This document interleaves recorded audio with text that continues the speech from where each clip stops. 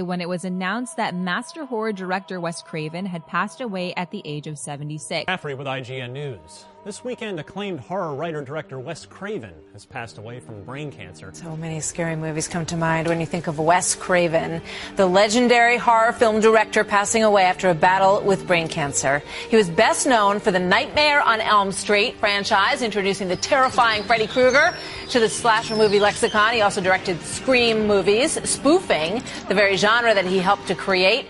Craven died at his home in Los Angeles. He is survived by his wife and his 3 children. Wes Craven, the master of horror. The film industry has lost a legend whose work made falling asleep difficult for decades over fears of who you may encounter in your dreams. Filmmaker Wes Craven died Sunday from brain cancer. He was 76. Hey everyone, and happy Random Video Monday. It's Monday, and it's random. So I had a whole plan for this Random Video Monday, but my dear friend, who I've never met, Wes Craven, recently just passed away. Hey guys, this is Cody, and I just wanted to do this quick video. I wasn't planning on doing a video today, but last night there was some really terrible news. Hey guys, and Wes Craven passed away yesterday from brain cancer at the age of, I believe, 76. When I heard about this, my friend linked something to me on Facebook, and I thought, whatever, it's just one of those. Then I wanted to, I thought, well, I wanted 22 shots of Moodz and horror, because of that horror community, played a fair bit, a lot of horror YouTubers are on there, and it was true, and I was just like, what? A legend. A legendary filmmaker, a guy who created one of your modern myths that will be with you until you drop from this earth and shit. And a hell of a nice guy who I got to not only direct, but be directed by at one point. Ooh. Talking about the legend, the Gretzky, the horror Gretzky that was the maestro, will always be the maestro, Wes Craven. Yeah. Wes Craven passed. Very sad to see. You've had tremendous success, particularly in the horror genre, over and over again. How do you feel about that label of being considered a horror director? You know, it's a blessing and it's a curse. I come from a blue-collar family, and I'm just glad for the work. You know, I mean, I think it's an extraordinary opportunity and gift to be able to make films in general. To have done it for almost 40 years now is remarkable. I don't know what else I would do at this point to earn a living.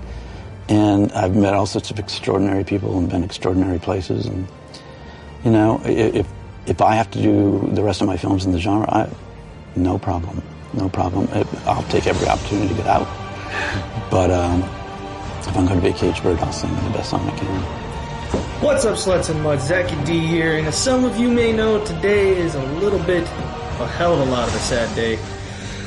Horror icon Wes Craven has passed away. Hey Mom, fellow horror fans. I'm sad to say that one of my favorite creators of horror has passed away today from brain cancer, Mr. Wes Craven. What's up, y'all? It's your man Alex, back again. I just wanted to make a short video. I'm out here in my garage because I wanted to get away from everybody in the house. Everybody in the house is being loud, and when I try to get away to make a video, the kids follow me and I just can never get quiet time. So I'm out here in the garage, and I wanted to make a quick video talking about Wes Craven. Hey there, YouTube land, and tonight, well, we're talking about something that we never like to talk about on here. I do a lot of like horror movie reviews and stuff like that, but tonight I actually have to say goodbye to one of my all-time favorite directors, period, and that's Wes Craven. So it came to my attention that Wes Craven has passed away. If you don't know who Wes Craven is, he's behind A Nightmare on Elm Street, Scream, Mind Ripper, The Hills Have Eyes. It's weird knowing he's gone. I know that's eventually happens to everybody. Well, yeah, I have a very sort of ambivalent view of myself as an artist or as a filmmaker. I mean, somebody once, when I was first starting in films in New York, says, if you want something on your gravestone in the film business, I think the best thing is filmmaker. If you can honestly say that, that's all you need to say. And that I think I would like that on my gravestone, along with whatever you do, don't fall asleep.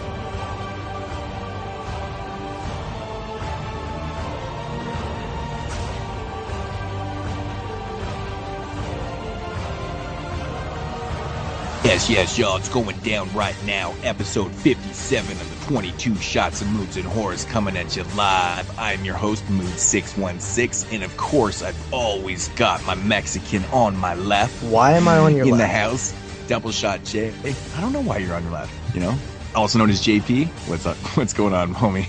Hey, what up, dude? I did wonder that, though, because I was like, I'm to your left, but I feel like I'm on your right now, so it's a little weird. That is kind of... That is weird how the brain works, because technically, you're on neither side. You're actually in front of me, you know? Yeah. The internet has so no goofy. physics. I just said the last Mexican on my left. The last Mexican on my left. Oh, I get it. It's a reference. Yes. Oh. Yes. There you go. Oh, did I actually blow him by you there? Yeah, and I usually am right on it. On my left. I was like, oh, I guess he's not doing one this time. I just took out last and replaced house with Mexican. You know, I was getting a little clever, but I thought you would have got that to my left. Yeah, I mean, what else would it be? The Mexican that has eyes or something? I actually didn't even think about it until I was doing it. So that's kind of funny. Yeah. So what's been going on, man? Well, as you know, I've been trying to do pre-recordings of 31 Days of Horror. I started the series in 2012 where I did one horror review every day for 31 days. Around mid-October, I kind of fell off a little bit and ended up not really finishing the series until like November 10th. And then in 2013, I did it again, didn't finish until about November 11th. And then the year after that, 2013, or 2014, which was last year, I never even continued. I stopped at 21. I went 21 straight, dude. 21 straight. And then just dropped off. There was actually a big situation that came up in my life that really affected that. But I decided, hey, I'm going to do it right now in September. And then I'm going to go right off of that and roll right into another 31 Days of Horror for 2015. And it's going to be awesome. And I even convinced you, who I tried to convince for 3 years to do it, and now when your life can't possibly get any more hectic, you decide to do it. What's up with that? I know, because I don't know, man. I'm always trying to put so much pressure on myself. I don't know, man. I think it's what makes me strong, and what, you know, it kind of makes me go and do these things. I don't know. It's so silly that I'm gonna attempt this, but I honestly think I can do it. I'm really looking forward to it, you know, not only to accomplish, you know, the 31 Days of Horror, but, you know, to prove to myself that, you know, under all the duress and, you know, all the other things that I got going on right now, you know, I can still, you know, get through it and do it. But to be honest, the main reason is I have a lot of films I need to watch, and this forces me to watch them. So why not just watch the films and do reviews? So, I mean, it really does help. You know, it's 31 films to, you know, knock off the watch pile. So no better time, man. No better time. Yeah, and that's absolutely one of the reasons why I picked the Universal Monsters set to go through, because if you remember, at the end of the year last year, there was two things I wanted to work on. One was get more familiar with Universal horror films, the classic monster films, and two was Italian horror films. So I'm really trying to focus on the Universal right now, and I figured what better way than to do the entire box set during the 31 Days of Horror. But I also want to say, when you were going through that and you're like, I just want to put as much pressure on me as possible, I figured out who you are. You are the Ronda Rousey of the horror community, because that's exactly what she does. She goes and films 10 movies and, you know, all during her training camp because she needs to put as much pressure on herself as possible. There's many interviews where she said that, and, you know, that's you. Yeah, that's a compliment, by the way. I guess so. I mean, the difference between me and Ronda Rousey, though, I mean, it's pretty obvious. I mean, she probably has a way bigger penis than I do. Oh, yeah, for sure. I mean, come on. But yeah, no, that is pretty insane of her to go out and do all those films, you know, during training. Because, you know, training for UFC, man, it's hectic. Yeah, especially I mean, that's an everyday thing too. It's just like, well, exactly, right? It's not only a one, you know, a time a day thing. It's like all day, every day kind of thing, right? Mm-hmm. Yeah, those guys do it pretty crazy, but yeah, awesome stuff. But yeah, you know, like I said, it was really, but I mean, honestly, me and the wife, we were talking about it. She was downstairs and we were in the film room and she goes, "These are all your unwatched films?" And I'm like, "Yep." I'm like, I'm going to attempt this 31 days. And she's like, it's probably a good idea. And I'm like, yep. We kind of laughed about it because, I mean, we were kind of snickering about it because it's like, it's really not, but at the same time it is. It's fine. I mean, this will become a nighttime thing, and yeah, we'll get through it, man. I'm just hoping that I don't watch a bunch of shit. You know, there's nothing worse because I'm obviously watching films I've never seen before. And, you know, like sometimes you get in those ruts, you know, you ever watch like 10 or 12 films you've never seen before in a row and then like 9 of them suck dick? Don't you fucking hate that? Yeah, like, it honestly, usually, see, I don't have the patience for that. By the time I get to like the third one, just the third one, then I reach for something that I know is good because I can't stand watching that many. There was a couple weeks ago, I don't think we had a show during that week, but I remember it was like a 3, a 4, and a 5, just back-to-back ratings, and I was just like, ugh, this is terrible. And then I watched something good. Mm-hmm. Yeah, man. I don't know. I feel kind of bad. Like I've been getting, you know, quite a few films from Anchor Bay to review, and I've been watching them, and I honestly can't do reviews. Like I emailed my lady there, and I was like, man, sorry. Like I watch these films and they're terrible.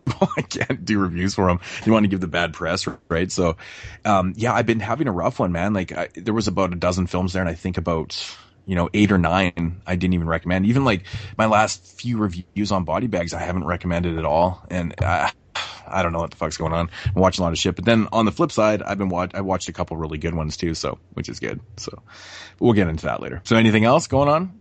You not busy like me? No, I mean just your typical work stuff. I've kind of been just watching a lot of movies to pre-record as many reviews as I can as possible. I think I pre-recorded about 15 reviews, but most of them were for the last year's 31 days that I didn't finish. So all those are already recorded, and I got about 2 recorded for the October's 31 Days of Horror. So I'm going to try to get, you know, another 10 or so ready by the time October actually rolls around, because I actually want to do it this year. I'm really going to try. Yeah, I'm going to hopefully get a few, you know, pre-recorded done, and, you know, hopefully, but I mean, it'll definitely help. It's not an easy task, but we'll see. We'll see. Maybe I'll just say fuck it, and I'll just be going in blind and just do it day by day. I did that with I remember my 25 Days of Christmas Horror that I did a couple years back. I woke up every single morning before work and recorded a review and uploaded it before I went to work. And that was kind of my plan. I was like, yeah, this is how I'm going to do it. I'm going to stick to it for 25 days. And I think the only day that I didn't put one up right in the morning was Christmas Day. I actually did end up doing it later in the day, but I never pre-recorded one of those reviews, which is really fucked up during that season because you're so busy. I don't even know how the hell I did that. Yeah, that's insane. But I actually, all 3 years before that, I did them on the fly like that, where I watched one every day and recorded it. So that's probably why I failed so much. Last year I actually did have like 3 for missed days, where I'd be like, okay, I'm going to pre-record, because I did random movies last year for the most part. And I was like, okay, I'm going to pre-record 3 reviews, and then if I need to miss a day, I can't watch a movie that day, I'll insert it. And that kind of worked until about day 21, when I used all 3 of them already. Yeah, exactly right. Yeah, that's why I got to do a little more than that. But you know, when I did the 25 Days of Christmas Horror, man, it really got me into the Christmas kind of mode, and that was an exciting Christmas. I don't know, because I guess I was just celebrating it like all month, you know, kind of thing with all these films. Because most of the films that I reviewed were pretty good. I mean, there was obviously some duds in there, but I don't know. That was just one of those Christmas where I just never remembered before being so much into the season. You know what I'm saying? But yeah, that just kind of did it. Well, me. So I'll actually have another Christmas film for you to check out later in the show. A little bit of foreshadowing there. I actually did watch a brand new Christmas horror film that I'll review. Nice. That's very exciting, actually. Because I was actually going through some, oddly enough, earlier today, I was going through just some ideas I was kind of flipping around, and I actually do have enough to do, like, you know, 7 days of, you know, Christmas horror or something like that. But I'm curious on this one, so yeah, forward to that. So anyways, we got some news we want to get into? Yeah, let's get into some news. Not a big week this week, but there's some nugs up in there. The first one comes from... I got most of this news from Bloody Disgusting. I normally don't say where I get it. I usually get it from a lot of different sites, but I just figured since today I actually got almost every piece from Bloody Disgusting, I would at least shout it out because I was kind of in a rush to get it, so I just hit their website up. A24's period horror film The Witch has got an official release date set for February 26th. I guess Bloody Disgusting reports that this premiered at Sundance Film Festival and has gotten a universal positive acclaim and is considered by many to be the most anticipated upcoming horror film. So this is going big right in 2016, right in February. It's set in a New England circa 1630. The Witch follows a farmer who got cast out of his colony plantation and is forced to move his family to a remote plot of land on the edge of an ominous forest rumored to be controlled by witches. Almost immediately, strange and unsettling things begin to happen. The animals turn violent, the crops fail, and one of the children disappears, only to return seemingly possessed by an evil spirit. As the suspicion and paranoia mount, everyone begins to point the finger at the teenage daughter. They accuse her of witchcraft, which she admittedly denies, but as circumstances become more and more treacherous, each family member's faith, loyalty, and love will be tested in shocking and unforgettable ways. So this is a period piece. 1630, it's set in New England. Yeah, that's cool, man. Yeah, The Witch. I know that I've been like in desperate want of a new witch film because I love the concept of witch films, right? Like the witches are creepy. That's why I loved Lords of Salem so much. And I would love this sounds great to me. Yeah, it does sound pretty good. Yeah, being a like a really far back period piece. I mean, I'm a big fan of those, man. There is some period piece witch films that are just so kind of like, I feel like the direction in some of those films are just not there. But hopefully the direction this one's good. I can name a few off the top of my head right now, but I won't. But I'm always excited for witch films too, man. It's kind of it's an interesting subgenre. Yeah, well, the 2 years that we've been doing this, Moodz, we've kind of learned the cycle, right? There's films that debut in, say, this year, 2015. In the festival circuit, and me and you and the average person, we're not going to see those films until 2016, so they'll be on our 2016 list. So I do a lot of poking around during this year in order every year during the festival circuits to kind of see what's hot, because usually and this normally happens whenever you hear overwhelmingly positive reviews coming out of festivals, that's a title that you got to check out during its actual release, its wide release in the following year. So I pay attention to that stuff really well, and this is one that I'll try to remember for when it does get released. It's early. February is pretty early in the year. Can you name off any other ones from this year that are really duly noted that are probably coming out next year? February is one that I've heard a lot of good things about. And that's the only one that I could think of off the top of my head, because the titles they get really bunched up in your head. But February just sounded like one that was unique. It's one that's going to stick in your memory. Yeah, totally. So after that, we have Prometheus/Aliens news. So apparently Ridley Scott was interviewed last week, and he said that he's planning 3 more Prometheus films, and that's pretty interesting because like the second one had got announced right after the first one, and really it's now just becoming a film. Like they're just going into the pre-production, I believe. And then he also revealed in a follow-up interview that he's changing the title though. They're not going to be called Prometheus anymore. They're actually going to be called, this one's going to be called Alien Paradise Lost.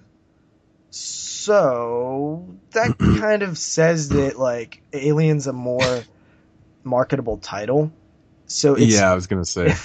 So he explained that the sequels would eventually interconnect with the Alien films, which they pretty much did in the first one, but I think he means like more of an interconnectivity. So maybe he said that the titles should live in the same world too. Maybe it shouldn't be Prometheus and Alien. It should just be like sort of the Marvel universe where it's like the Alien universe, right? So the Prometheus story is happening in the Alien universe, which makes sense because Alien's the more marketable title. Oh yeah, big time. Yeah. The only thing that I'm wondering is there's also another Alien film that just recently got greenlit as well. So I don't know if both of these are going to happen at the same time and have. I think it would be cool for two different series to be happening at the same time. I guess it would be like the Marvel universe because they do that shit, right? Yeah, but that's a little confusing though, isn't it? It is, but you got these multiple films happening. Like, I mean, honestly, the average person would just be like, okay, which is which, and like, what's going on? Like, I don't know, man. That's a little much, I think. But I think that it does work for the Alien/Prometheus films because those are blockbusters, right? The people who see them aren't people who really care about all that stuff. They just want to see big, epic action sequences and stuff. That, like, I don't feel like the people who went to see Prometheus really cared about this story that much. Obviously the fans, the Alien enthusiasts cared about it, but the general public just saw it as a summer film. Yeah, that's true. So after that, we have this is some interesting news. It's kind of more of a rumor news, but Bloody Disgusting reported that Robert Englund was interviewed recently, right? And he says that now this is pure speculation just based on some, ideas that he has, but Red Carpet News sat down with Robert Englund and he kind of dropped this odd information. He's saying that it might be possible that New Line, who's planning to remake A Nightmare on Elm Street, or at least another one is going to happen, they might be trying to do a remake of A Nightmare on Elm Street Part 3, Dream Warriors. And he says this because apparently Tuesday Night was approached about something to do with the Elm Street films. Really? Yeah. So as we know, Patricia Arquette played, forget her name, Tina? Or no, it wasn't Tina. What was it? In Part 3. And then Tuesday Night replaced her in Part 4, I believe. Correct? Yeah. I'm having a brain fart right now. I can't remember what the fuck her name was. Yeah, I can hear her mom yelling at her. But Patricia Arquette, though, like, did they... Kirsten, that's what her name was. Yeah, Kristen, whatever. Kristen. Same thing. Kristen. I don't know. Those names are I always do that with those names, man. Yeah. There's so many pronunciations of, like, variations of that name. It's ridiculous. But yeah, Kristen. Yeah, that's what it is. Ooh. What they were are they trying to approach her? Because fat chance on getting her. Well, basically, Englund said that he has heard that New Line has approached Tuesday Night about something to do with the Elm Street films. So he thinks that they're going to remake Part 3, Dream Warriors, which would make sense because that is definitely the best story. It's the best story that you can tell. Now, he does say that there's no way that they're going to ask him to play Freddy, but he does say that he would like to maybe have a cameo as like maybe a doctor at the hospital if they did it Dream Warriors style. I just don't get this though. Why remake Dream Warriors? Why not just fucking do something else? I don't know. Is it really necessary to pick out a sequel? And it's not by coincidence that they happen to pick the best one. I mean, I understand that, but why? Like, what is the point of remaking Dream Warriors? Just do something new. Okay, your first remake of Nightmare on Elm Street was a complete failure. I mean, most people can agree with that. Money. I mean, to each their own. Yeah, there is some people that like that movie, but I'm pretty sure the people that do like that remake probably don't know a whole lot about the original franchise. I'm just going to go out on a limb and say that. I'll be a dick about it. But okay, now they're thinking, okay, remaking this again, maybe not, maybe it's Dream Warriors. Why even bother? Why not just do something else? Yeah, like, it just seems more plausible just to say fuck this, stop remaking. Now they're remaking sequels. They're not even, they're not even trying to. I don't know, man. This just seems ridiculous to me. Well, it seems ridiculous. I mean, honestly, remaking Nightmare on Elm Street again makes more sense than doing Dream Warriors, to me. Okay, let me ask you this. Let's say that this film is more along the lines of the Friday the 13th remake in terms of Freddy exists. We don't learn the backstory because we already know the backstory on Freddy. We're following a group of Elm Street kids who are in a psychiatric hospital because of the same reasons that they were in the original third film. And then that's it. That's the only correlation between the original Dream Warriors. Like, is that then a remake of Dream Warriors, or is that just like another Elm Street film? No, I think no matter how you do it, I mean, if you take that little simple premise, kids in a psychiatric ward that are all struggling from the same, sleep issues, nightmares, that is technically a remake, or it's a reimagining of Dream Warriors. You can change the name, but if you take that little small premise, just having it in the psychiatric ward with that type of thing, I mean, obviously they'd probably change the complete story around, but I mean, essentially it's there as a reimagination. So just do something new. Well, let me ask you this then. In Elm Street Part 4, right? Elm Street Part 4 follows a group of kids on Elm Street who are dreaming of Freddy, who was a villain in the town. Isn't that technically just a remake of the original then, because it's the same exact story? Yeah, I mean, I get what you're saying, but or is it another Elm Street? But I know it's more specific with the hospital because the hospital is more of a specific, different thing than the original films. Yeah, I get you. You take that little premise; it's too specific to not call it like a reimagination of Dream Warriors and stuff. But yeah, I mean, I get what you're saying. But I mean, this right now, it's so out in left field because, Elm Street 4 was still part of the original franchise. They can do what the fuck they want. Now, the original franchise is over. We've had a remake that failed. And now if you're going to do the same idea as Dream Warriors, I don't know, man. Maybe the younger generation will buy into it, but I just don't get it. Like, okay, just try to do something different with it. Just create something new. Why not? Yeah, I mean, I'm kind of with you. Like, I look back at the Elm Street films, and you have Part 1. Part 2 is its own entity. Then you have Part 3 it was set in a psychiatric ward. Then you have Part 4 that is really the only one that doesn't have a thing, right? There's no, plot point that is new. Part 5, The Dream Child. It has to do with Freddy invading the dreams of an unborn child. Part 6, that's where Freddy's dead, and they move out of Elm Street, and they move to different places, and it's wonky and stuff. And then Wes Craven's New Nightmare, completely different as well. Freddy vs. Jason, obviously different. So my thing is, Elm Street 4 really is the only film that is literally just, the same plot as, the first one. It's just comedy-wise. And I was thinking, where do you...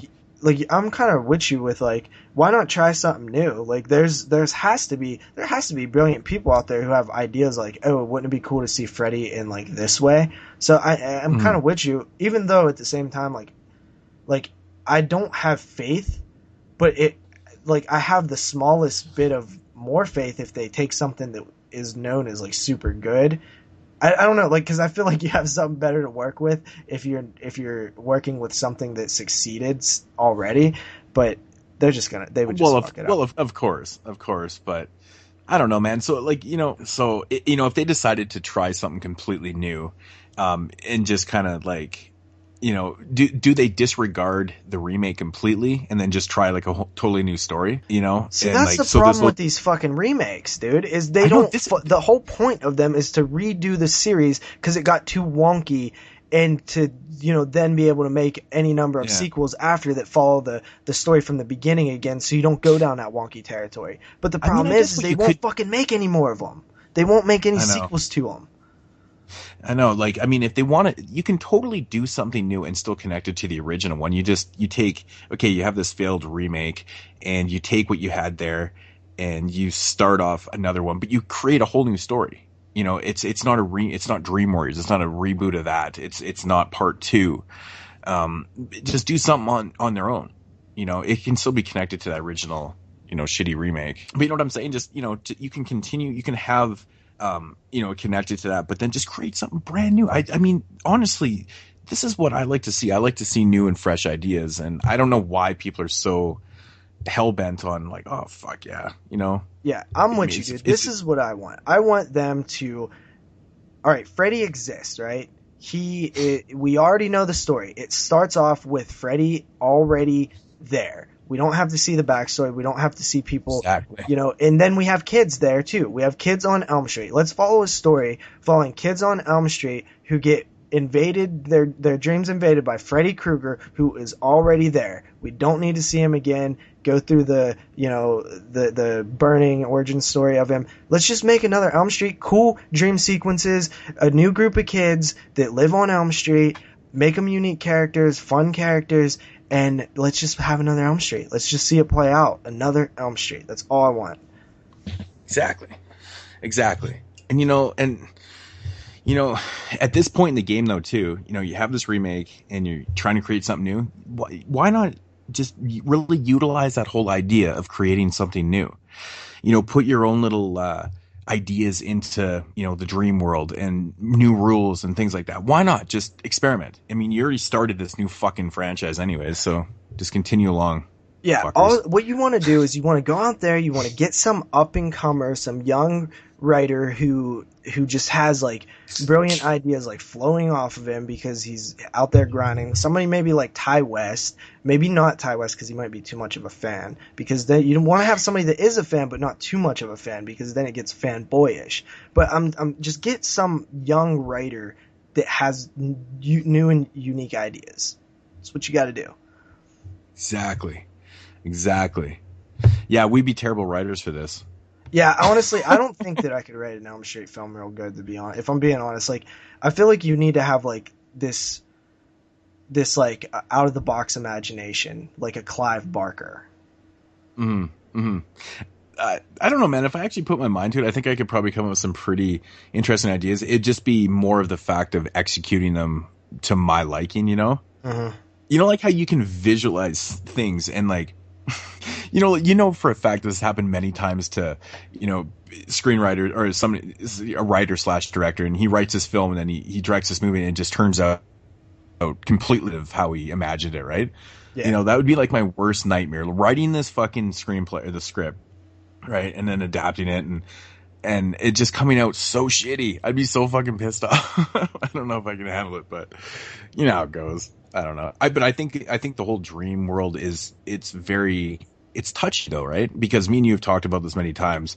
You know, like, you know, I understand the whole Nightmare on Elm Street franchise is to do with dreams and Freddy coming into dreams and stuff like that. But you know, like we've talked in the past about, you know, dream sequences in films and like how fucking sometimes in films, and you know, that's one thing that you can't fuck up in these ones. You know what I'm saying? It's like, yeah. But I don't know. I'm sure just too many movies doing ridiculous dream sequences now. It's like I fucking dream inside a dream and fuck off. Fucking ruining that shit, man. You know, man, dreams were cool when fucking Freddy in the 80s and shit. Yeah. Fuck off with these dream inside a dream, and then all of a sudden it's dream inside a dream inside a dream. What the fuck? Seriously? Yeah, absolutely. So the next thing up is some interesting news, but it doesn't really sound super up my alley. The CW is going to do another horror pilot. So their last pilot was Tales from the Dark Side, and we all know how that went. It didn't get picked up. So their next one, though, is going to be based on a novel by Clive Barker called Weave World. Now, this novel was from 1987, and it's supposed to be produced. I think Barker's on for producing as well, but I guess it follows... It's a modern take on whatever the story originally was, but now it follows an app designer who teams up with a young pastry chef who just discovered that he is destined to be... An app designer and a pastry chef? Yeah, he is destined to be the... Good. Well, there's the obvious combination. I mean, fuck, you can... that's so obvious. It's yeah, so obvious. I really don't know what significance that had to the like description or whatever. That just totally cracked me up, man. It's just like, okay, the writer right there was like, what's a really weird combination of people that we can put together? Oh, an app designer and a pastry chef. That'll work. What the fuck? It's so stupid. It's like it's two completely opposite spectrums of reality, you know? This fucking funny. I think that was one of the key indications that I wouldn't like it. Is just by like I can see that it's goofy already by that description. By the fact that you highlight that in the description. But apparently one of them is supposed to be destined to be the guardian of a mythological realm that can be accessed through the portal of an old Savannah mansion. They must fight together in an epic battle with evil forces that are vying for control of the magical world. Now it sounds like Clive Barker. Yeah. He creates other worlds. He does that really fucking well, actually. Yeah. But...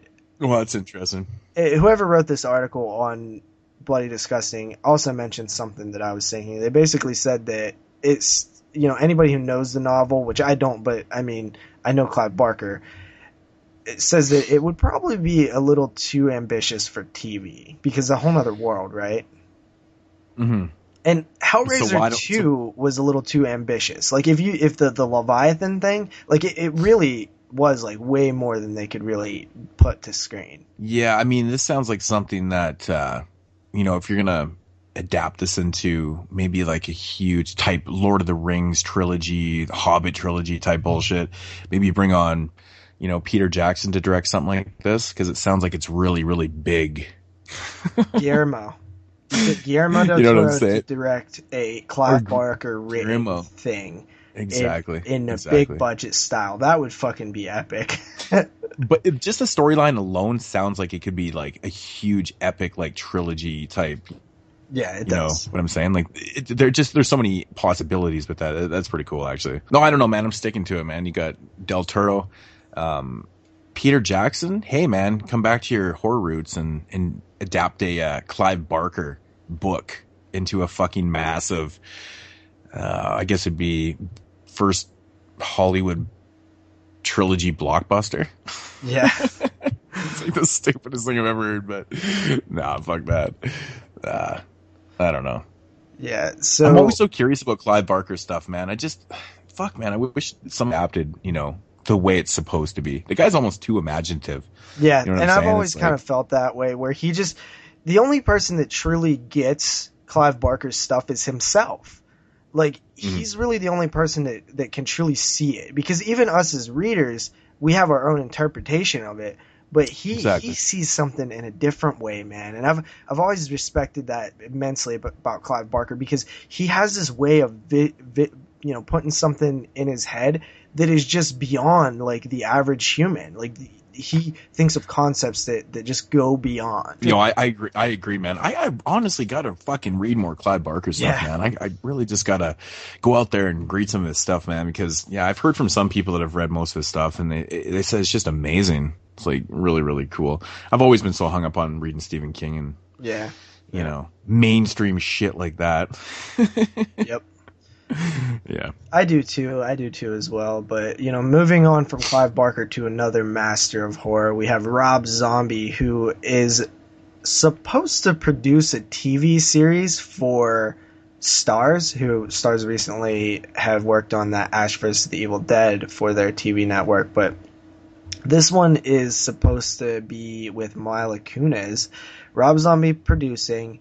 It is a half-hour comedy series written by the guys who wrote Arrested Development, and it takes place over a single night in a home with a wealthy family under attack by a murderous cult. Zombie is also slated to direct. So it's like a comedy horror. So like, is it kind of like an offbeat kind of home invasion film? Sounds like it, but like a cult, but like I've mentioned many times on the show before, home invasion scares me. I don't find it fucking funny at all, man. Yeah. Like, just putting that combination together, horror comedy, and even putting Rob Zombie next to that too kind of freaks me out a little bit, because I mean I guess he's dabbled in a little bit with El Super Beasto. Holy fuck, I can't talk. So I've seen some comedy elements that he's done before, but I don't know, man. Home invasion and comedy, directed by Rob. I don't know, man. It sounds like a lot to, take in at once. I don't know how to absorb that at all. It's weird. I don't really know how to. Yeah, it's strange. The only other thing about that I do find interesting is the fact that the series is supposed to take place all over a single night, which that's. Did you say a mini series or like an actual? It's supposed to be a series? half-hour comedy series. So and did they say it like 6 episodes, 12 episodes? Like it does not say. Is that ever a weird premise, man? It says a full season. I don't know what that means. Sometimes they're 6 episodes, sometimes they're 24. And I'm assuming this is just one season type thing. Obviously, you can't really stretch this into multiple seasons. It's like this corrupt fucking religious cult that invades like fucking some Christian family, and then they make a fucking comedy out of it. You know, the thing so fucking weird, man. The thing that I think of when I think of like making an entire show take place in one night is, oh my god, the continuity guy who's supposed to look out for stuff, and oh my god, the set designer and the person who does the clothes. I forget what they're called. You know, hey, yo, Carl, the watch is on the left. Yeah, that would be such a hell like job. Little shit like that. Yeah. That fucking pillow, Carl. It's on the fucking left side. Well, even the costume designer. That's what it is. The costume designer. Imagine having to like keep the clothes looking the same. Like if they get a hole in it or something, it would just be hell. It's everything though.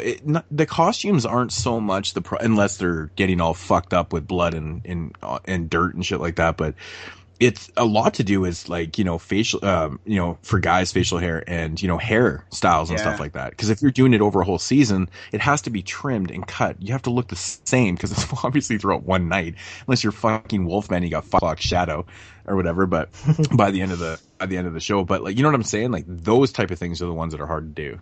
That that I would assume. So, yeah. I don't know, man. Like, what are your thoughts on this? Because I'm really confused by the whole premise. It sounds so strange, but at the same time, I'm oddly intrigued because it is so strange. My thing is, I just don't care to see Zombie do comedy. I just don't. I like what Zombie's good at. Zombie's good at horror, gritty, hardcore, raw horror. And if he would be good at comedy, I just don't. Maybe he would be, but I just would rather see him do what he's good at, what I know, what I've learned to love about him. I don't want to see him do comedy. Yeah, I mean, I've never really even thought of him ever doing that. I never even, you know. Well, this is odd too because it's strange. It sounds like a director for hire job too, though. Like he might be producing, but I'm not sure if he's writing. He's not writing. So I think that's the first time we see Zombie do that. And this could be his attempt to get away from what he's wanting to been getting away from for a long time, and that's his horror roots. He'd been wanting to do hockey movies, and he wanted to do dramas and these different things. So maybe this is his first step into walking away from what we love from him. I don't know. I wouldn't read too much into it. I mean, I'm assuming that he's probably going to come back someday after he gets over the whole, I don't know. You know how Rob Zombie is, man. Lords of Salem, I think he let the critics get to him a little too much on that one. So maybe this is his kind of like fuck you to the critics, and he's kind of saying, well, but I'm going to take a different route to the critics. Yeah, I mean, it was, I guess, but I mean, I think the thing with Lords of Salem is that he really truly believed that it was like, you know, a really great film, and I think the feedback just really kind of got to him. I think it was just one of those things. I think with H2, I mean, we know that there was production problems and there was other things that were going on with the whole production of that film. But I think with, you know, Lords of Salem, he had a lot more creative control and he felt like it was his film and it was really good. And when people fucking blasted it because, you know, a lot of the critics just went to town on him, but I think it was also hearing it from the fans and shit like that. I don't know. It just got to him. And I think maybe this is his, you know, go fuck yourself. I'm going to try something different. And, you know, I'm over it. I don't know. Yeah. That's how I interpret it because it's such a fucking strange idea.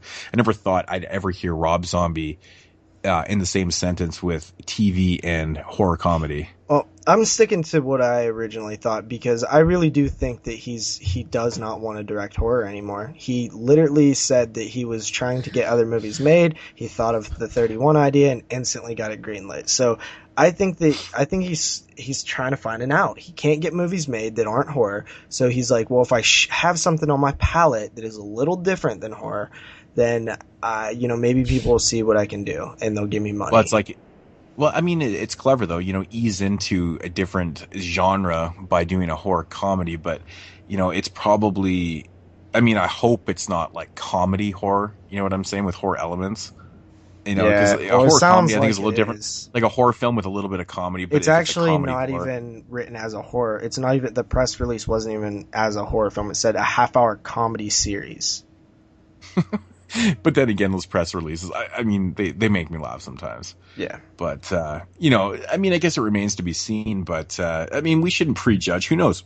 It might be fucking hilarious. Who knows? I don't know. Yeah, it probably will be, but I don't know. So after that, this is kind of the release section here. That's pretty much all the big news. So back in July, All of Films announced that they were doing some slasher video titles that were all going to come out September 29th. Well, they've all been pushed back. So yes, they have. Boarding House title will be released October 27th. And then all the other titles will be released November 17th. Those titles include Cemetery Sisters, Cinco de Mayo, Death Nurse 2, Shock 'em Dead, Splatter, Architects of Fear, Trashology, Deadly Prey, and The Deadliest Prey. Yeah. So I wonder what happened there. How every single title got pushed back. I mean, obviously, that's a weird one. It really kind of fucked up their schedule too, because that was all of their September releases, right? And then they had a shit ton in October, so they're stuffing all these in October and November. So yeah, I mean, honestly, I don't know why they got pushed back. Maybe it's because they tried releasing too many at once. I mean, but I don't know why they wouldn't just release, like, maybe if one or two of them were ready. I have no idea. But I don't really know much about any of these. I know I've seen Death Nurse, like, at least most of it, and it was awful. And the Deadly Prey and the Deadliest Prey look like interesting to me. Have you seen those? I've seen Deadly Prey before. I know it's actually one of the most sought out VHSs around. Like, it's so fucking rare, and it's it's always on those VHS collectors things. It's like, if you gotta fucking you gotta find a copy of Deadliest Prey. Yeah, I've never seen the sequel though.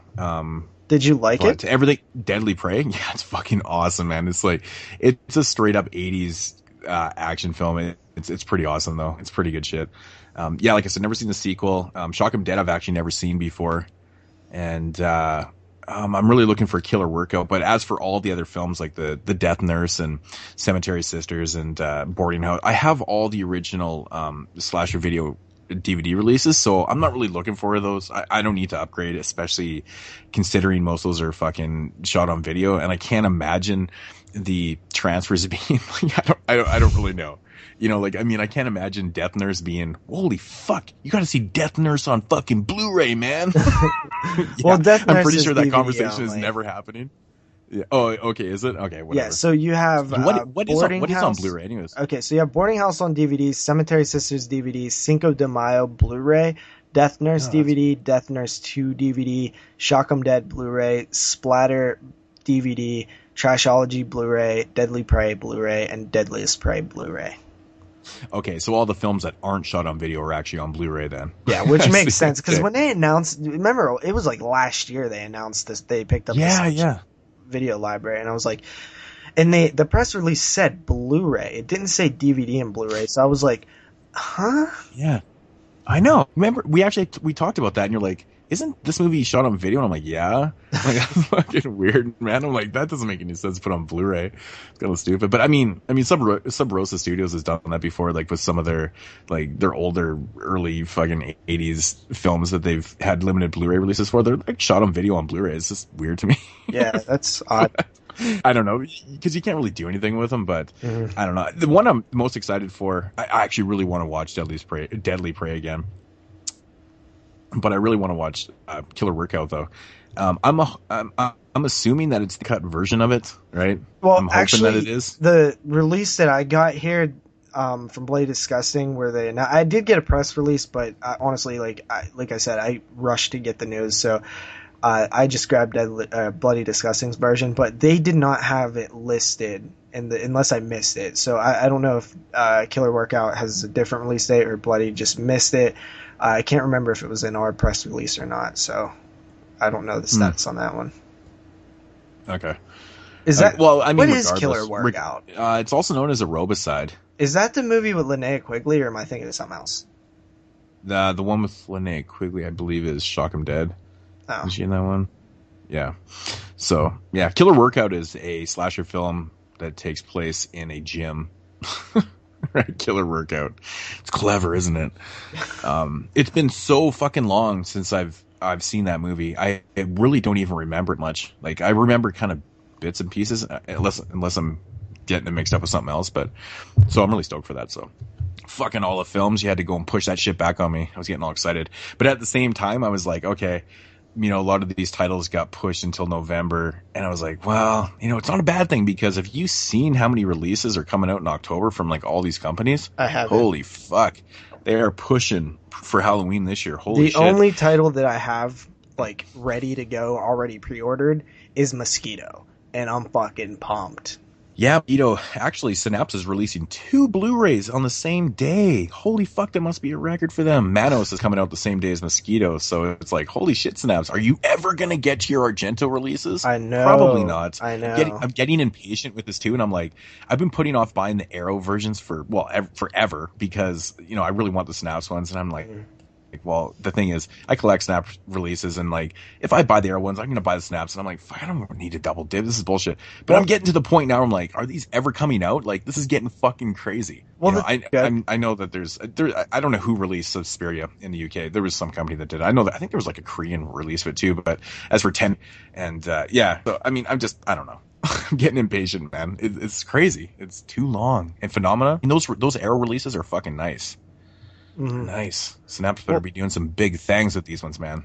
one of the reasons why, as I mentioned earlier in the show, one of the things I wanted to do this year was watch more Italian horror films, and that's kind of one of the reasons I brought up, you know, that idea that I had that, you know, we might do or whatever. But also, you know, I figured, like, because Synapse was releasing these Argento films, like, I should wait. Like, I shouldn't just delve into them early in the year, because why not wait to see them in, like, the most glorious way possible? So they're really fucking delaying my Italian learning, too. Yeah, fuckers, eh? Jesus. Yeah. So that's crazy. Honestly, I haven't been keeping up on what's coming out because we haven't did the show, dude. Like, I forgot that, like, that's how I know about everything coming out. It's the same way the listeners do. Like, a lot of the listeners only wait on our show to know what's coming out. Zach always says that he doesn't even look at news until he hears the show, you know, because we cover it. And I totally missed everything that's coming out because we haven't been doing the show. I know, right? It's been kind of hit and miss. Like, September has been a little slower, but I find that happens every year, though. And then October hits, and Scream Factory is like, well, you know, I'm going to release this in box set. I'm going to release we're going to release the fucking Human Centipede box set, plus another 6 fucking titles. And Synapse is releasing 2 in the same month. It's like, holy fucking, then, you know, you got some Olive, and then it's ridiculous, man. And then you have, like, newer titles like Tremors 5. Exactly. There's like a bunch of, like, there's a lot of shit coming out in October. It's fucking unbelievable, but it's all so planned. It's the month to buy horror films, right? So it makes a lot of sense. But Jesus, Scream Factory, can you try and burn a fucking bigger hole in everyone's pocket? I know. Like, fuck, really, 2 box sets in a matter of 1 week. It's like, I don't know. Yeah, I grabbed 12 Scream Factories that I needed in that deep discount sale, and I still need about 23 more to catch up. Nice getting there. So yeah, I'm whittling it down, but it's still like a lot. But anyway, let's move on here. We're getting a little sidetracked. Artsploitation announced 3 new titles. The first one is the German oddity Der Bunker, which does not really have many information in the press release. I don't even know when it's coming out, but I think I did see a trailer for it on their last release. I didn't watch a trailer, but like, just from the stills of it, it looks fucking bizarre. Like, I don't know, man. I'm really excited for that release. It just looks weird. Yeah, I guess Artsploitation is putting out some really fucking weird films, but yeah. And then they announced 2 other films that are going to be combined in one set. And it is a very interesting, odd one. The first one is called Chasing the Muse. And this one is an X-rated documentary. And then the second film is from that director who is 70 years old or something. And it is, what the hell is it called? Exhibition from 1974. And I think it's literally a porno. So you're getting the guy's porno and then his upcoming documentary who follows him as he's looking for a new star for his porno. Like, I don't know, these sound so odd. I know, and I was, I got the press releases for those. They did not say not safe for work. Yeah. Right? Yeah. Yeah, and so I'm kind of looking at this, and I handed the wife the phone, and I was like, check this out. And she's like, okay. And I'm like, well, how do I go about reviewing a porno and a porno documentary? She kind of laughs at me, and she goes, I don't know. And I'm like, how the fuck do you review porno? Yeah. Like honestly, I've never thought about it before until I got that press release, and I was like, oh, I've never thought of this before. I never because are you reviewing the story? Porno in it. Well, that's the thing. Like, I've never watched porno with a critical mindset. I've watched porno with KY in my hand. I mean, really, like, that's all I'm doing. Maybe some Cheetos and KY, but never with the mindset of, oh, hey, I'm going to review this on a critical level. The thing that gives me a little bit of hope about it is that the 70s actually had, like, legit director, maybe not legit directors, but people who actually had a little bit of talent creating actual films with porn. That's the thing. In the 70s, porno was huge. They used to make porno movies, like legit movies. So, yeah, I've seen a couple. I actually have a bunch too. Some of the Vinegar Syndrome pornos that they've released and stuff, which are pretty interesting. I never watched those with the mindset of going, well, I'm going to review this after. Yeah, yeah. So that'll be a fun experiment for both me and you when we get those in the mail. Yeah. Those 2 come out October 6th. Of 2015, obviously. I guess they kind of eased us into this, though, right? With the Summer House, because I know we both recently reviewed that one, and I think we were relatively on the same page on that one. I think my rating was just a little bit lower than yours, but it's not a bad movie by any means. Pretty well made, but it's just the theme to the film is it's more of a drama, but it's like horrific theme. But I think what they're doing here is, okay, we're going to release this film that it's kind of like the warm-up piece towards the porno and then the porno documentary, kind of. Yeah. When I watched The Summer House, and I mentioned this in my review, I was just so relieved by the end of it that there wasn't any situations where I felt like it was unnecessary or in danger to, like, the young actors involved, because I really was a little nervous on, like, what they were going to do, you know what I mean? Mm-hmm. And I was just really relieved. Were you afraid because it was like a German film? Yeah, like I don't know the rules because I've seen some fucking, if it's not directly, it's some shit that wouldn't get away with in the U.S. You know what I mean? So like I was a little nervous about that. I obviously knew that they weren't gonna like have sex with a child on camera or anything, but I didn't want the actual actor to be in any situation that I don't think they should have been in, and for the most part they weren't. So that's good. Yeah, I mean they definitely they played them, like I said in my review. Like the movie's very softly executed. It's not like, I don't know. I don't really want to get into it. It's not really much of a horror film, but it's the filmmakers, they really kind of soften in the film a little bit. With soundtrack and just the way they approached every scene and stuff. There, like I said, there's even points in the film where I was getting kind of angry because the way the filmmakers approach the lead character. I think his name is Mark.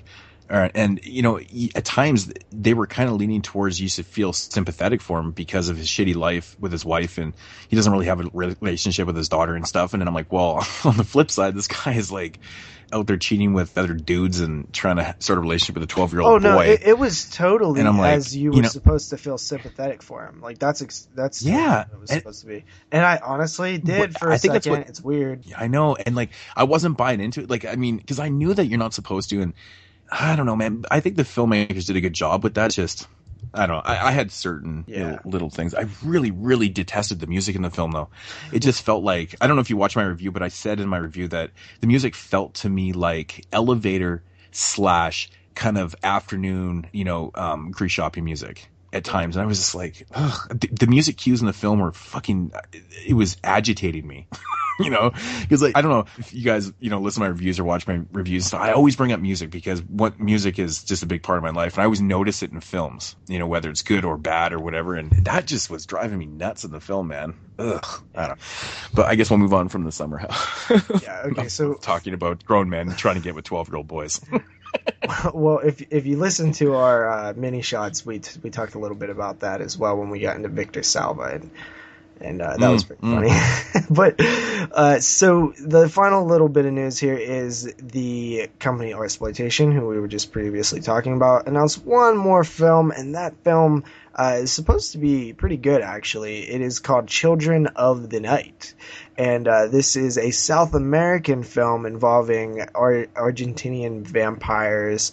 It's supposed to be creepy, bloody, and even funny. And it's supposed to be really original from what the press release said. It sounds pretty cool. Honestly, I love this Artsploitation company because they put out all these these films from other countries that honestly, we might have had issues with The Summer House. It was still a good movie, and for the most part, all of the ones we've really talked about we've liked. There's Samurai was such a weird movie. Horsehead, so I'm honestly looking forward to it because the press release sounded pretty cool. That one also comes out October 6th as well. So two releases October 6th. Yeah, they're definitely a company that I get excited for when I get the press releases, because I never know what I'm going to open up to. When I got that one, it was like Der Bunker, and I was looking at the still, and I'm like, okay. And then porno, and I'm like, this is fucking crazy, man. It just went from The Summer House to this, and I haven't seen some of the earlier titles. Everything from about mid-time, 10 up, I guess I've seen.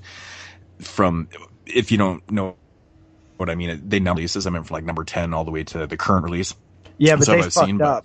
There's no number 20. They go from 19 to 21. See, I'm wondering if one of these releases that's coming out is number 20. 'Cause I know companies do that every once in a while. If you notice, I know you're not a big fan of Code Red, but they do that all the time too. Number 4 or number 12 Blu-ray, and then all of a sudden it was number 22, and then it was number 56, and I was like, what the fuck is with that, man? So weird. Well, if you think about it, it makes sense, right? Because when you're going through production, you have all these moving parts, and most of the time you have the discs and stuff already starting to be produced, and then something might happen where you get caught up, and you're not going to change the whole cover art in order to change the number, right? So I hope that that's the case. Because it'll be really annoying if they just skip the number. And I will say that, like you said, opening up an email, seeing what they're doing, it really is so interesting to me. I mentioned this on that mini shots that we recorded, and it was Cult Epics and Artsploitation are really my companies this year because of just the oddities that we're seeing. They're just so odd. The releases are really odd. And like you, I haven't went back and checked out the first lineup. I do own them all, but I haven't had a chance to really go. And that was the other thing that I was considering doing for the 31 Days of Horror, was half of it be Artsploitation, but I ended up not doing that because I know that some of the films aren't horror films, so I didn't really want to pigeonhole myself into doing that and then regret it afterwards. Alrighty, so moving into Moodz Swingz and the September 29th, 2015 DVD and Blu-ray releases. There's actually quite a few this week. In kind of a relatively slow month. Of course, every September kind of slows down because they push everything into October, and it just goes apeshit with the releases into October. So, but end of the 29th, I guess, is relatively October, so why not put out lots there? Anyways, the first one on the list here is one that when it first got announced, I actually laughed out loud by myself, and it's the Blu-ray release of Christine. From, I believe Sony's putting this out, and it just made me laugh so hard because still people that are going out there and buying the fucking Twilight Times, and this one right here is cheap as shit. Actually on Amazon.com it's saying it's 14. It's $15 for the Blu-ray. You can't beat that. Imagine the transfer. Do we know anything about this transfer? Have you heard anything? No, actually I haven't. Okay. I think it's the same transfer though, because Sony owned the film, so the Twilight Time licensed it from them. So I mean, it would have to be Sony's transfer. Yeah, fuck, that's awesome, man. But yeah, to pick it up for $15, what a kick in the fucking teeth for everyone else. I mean, fuck, it's just so awesome. It serves them right next up too. Here, it's gonna hurt Twilight Time's future sales, right? Because everybody's gonna be like, well, fuck. If it's possible that something's just gonna get re-released, then I'm not fucking spending $30. Oh, exactly. Yeah. Yeah. So next up here. In the U.S., this is getting a release from Universal. I know in Canada, this is actually being released by Anchor Bay Canada because I got the press release the other day, and it's a film called Cop Car with Kevin Bacon. What? So this one actually sounds pretty cool, man. Just the premise. I don't know about these guys. They basically. I think it's about a couple of kids that they find a cop car like in the field. It was not abandoned, but it was empty, and they take it for a joyride. And yeah, I don't know. And they end up going on some kind of cat and mouse chase with this cop and stuff. It just sounded really cool. I was like, fuck yeah, man. Who doesn't want to take a cop car for a joyride? That'd be pretty sweet. I don't know. But I just loved it. I was like reading the press release on my cop car, and I looked at who was in it, and I was like, Kevin Bacon's in this? What the fuck? I don't know. It was weird. If you're into the TV show Grimm, we got season 4 on Blu-ray. Never seen it. Have you seen it before? No, don't know anything about it. Yeah, exactly. This is a movie right here that I've never seen. I've always wanted to check it out, though. It's being released by Criterion, and it's called The Honeymoon Killers. When did this movie come out? I think it was like in the early 70s, I want to say. I think it's the 70s one. But, yeah, I don't know. Criterion releasing The Honeymoon Killers. You can't go wrong with that, right? Yeah. Originally this movie was supposed to come out September 29th from Scream Factory, and it's called Jack's Back. It is not being released September 29th. I believe it got pushed to like November, December, or something like that. I don't know. Anyways, it got pushed back. That's a Scream Factory? Yeah. How did I never hear this? I don't remember this one. It's a Scream. Yeah, it's I completely forgot that it got pushed back, and I was checking out the releases here, and I was like, wait a minute. So I did some research, and it says like on the Wikipedia page, I think it's coming out like in, in a few months anyways, but I don't know. Jack's Back with James Spader. Oddly enough, I watched him on Jimmy Fallon last night. I don't know why I brought that up, but I just happened to see James Spader on the Jimmy Fallon. Then we got Poltergeist, the extended cut. So the remake of Poltergeist is coming out on Blu-ray. I'm actually kind of curious to check it out. It's the extended cut. I don't know. Does that mean it's going to be obviously unrated? Maybe it's better. I don't know, man. I didn't see the remake. You never seen it either, did you? No, but that's another that we was just talking about off air. That is another now franchise, because I believe our rule is 3 is a trilogy, and you don't hit a franchise until you have 4. So Poltergeist is not. But let me ask you a question, Moodz. Sorry to get off topic real quick, but now what if there's 3 films and a TV show? Is that then a franchise? Well, let me ask you a question. Okay. And I don't mean to sound like an asshole asking a question, from a question. But, like if you're doing a franchise show, would you include like the TV movie or whatever? Say if we were to do Psycho, are we going to if we were going to do the Psycho franchise, are we including the Bates Motel? The TV show film? Or the TV movie? The TV movie. I would say yeah. And honestly, the only reason I like to do it is because when we do these episodes, I like them to be like these complete archival things that people can go back to, and it's it covers the franchise in a whole as much as possible. I know that we're not going to be able to review an entire TV show on a franchise show, but I think that including the TV movie and the awful remake would be good. Yeah, and I totally agree, because there's absolutely no way that we could, review Bates Motel. What are they in season 4 now? Oddly enough, I got season 2 in the mail today because I found it for super cheap. So, I'm collecting all these TV series like I always talk about, and I never fucking watch them. So, it's just hoarding at its best. But no, I'm actually, since I've got a little more time at nighttime now, well, I won't have a whole lot in October now. But my plan is to get into some of these shows. I want to start American Horror Story and Bates Motel and stuff. So that's why I picked it up. Yeah, me too. I really want to get back into Bates Motel because I loved the first season. right? And I started watching the second season, and I liked that as well, but then I kind of fell off. So, I definitely need to pick those up. Moving along here. Next release here we got is called Savage Weekend. Man, I haven't seen this movie in years, and Kino is releasing this one. I remember this movie being really fucking bad. Really bad, but it's got really awesome cover art though. But that's the thing, I'm really right? Curious to see I'm curious to see the transfer on this, because I actually have like a really old DVD. Like it's almost like a bootleg. It's not a bootleg, but I don't know. The cover art's terrible, and in the transfer shit too. But sometimes like when you watch a film, like we've talked about this many times before, and you watch a film with a really bad transfer, and like you can't enjoy it as much, and then you check it out again, you're like, it's more enjoyable. It's still a shitty movie, but the transfer was good. Yeah.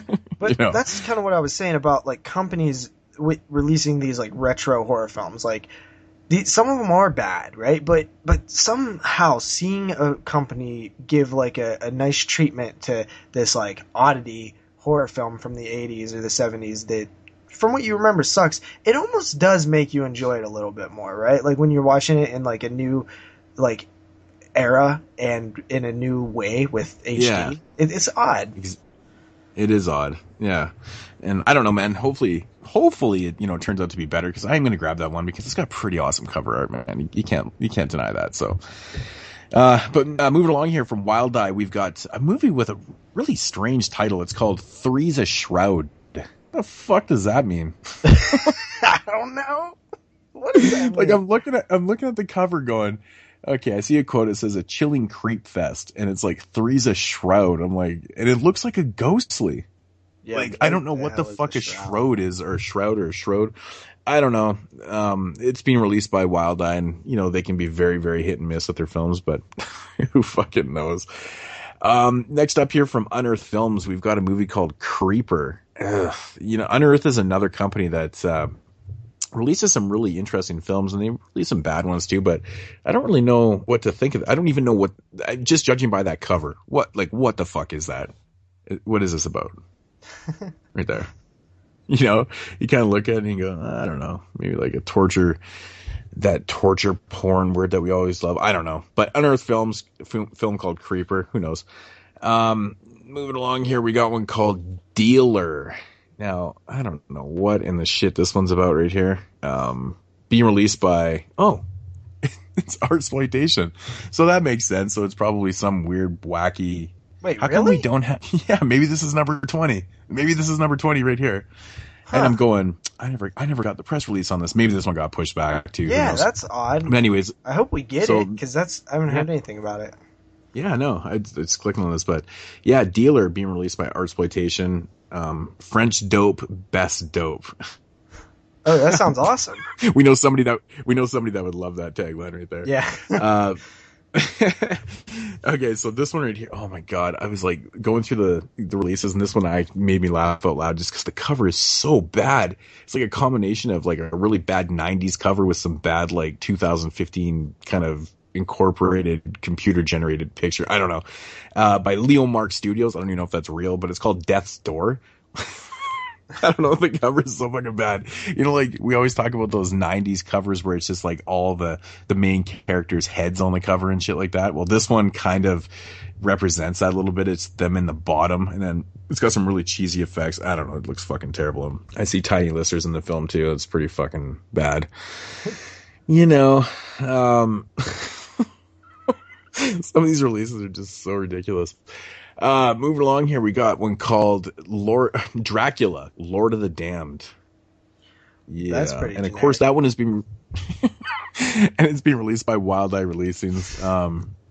Yep, they Dracula, are really Lord. Just like hit and miss is like the perfect way to describe them, because they'll put out some fun stuff and then they put out some god awful stuff.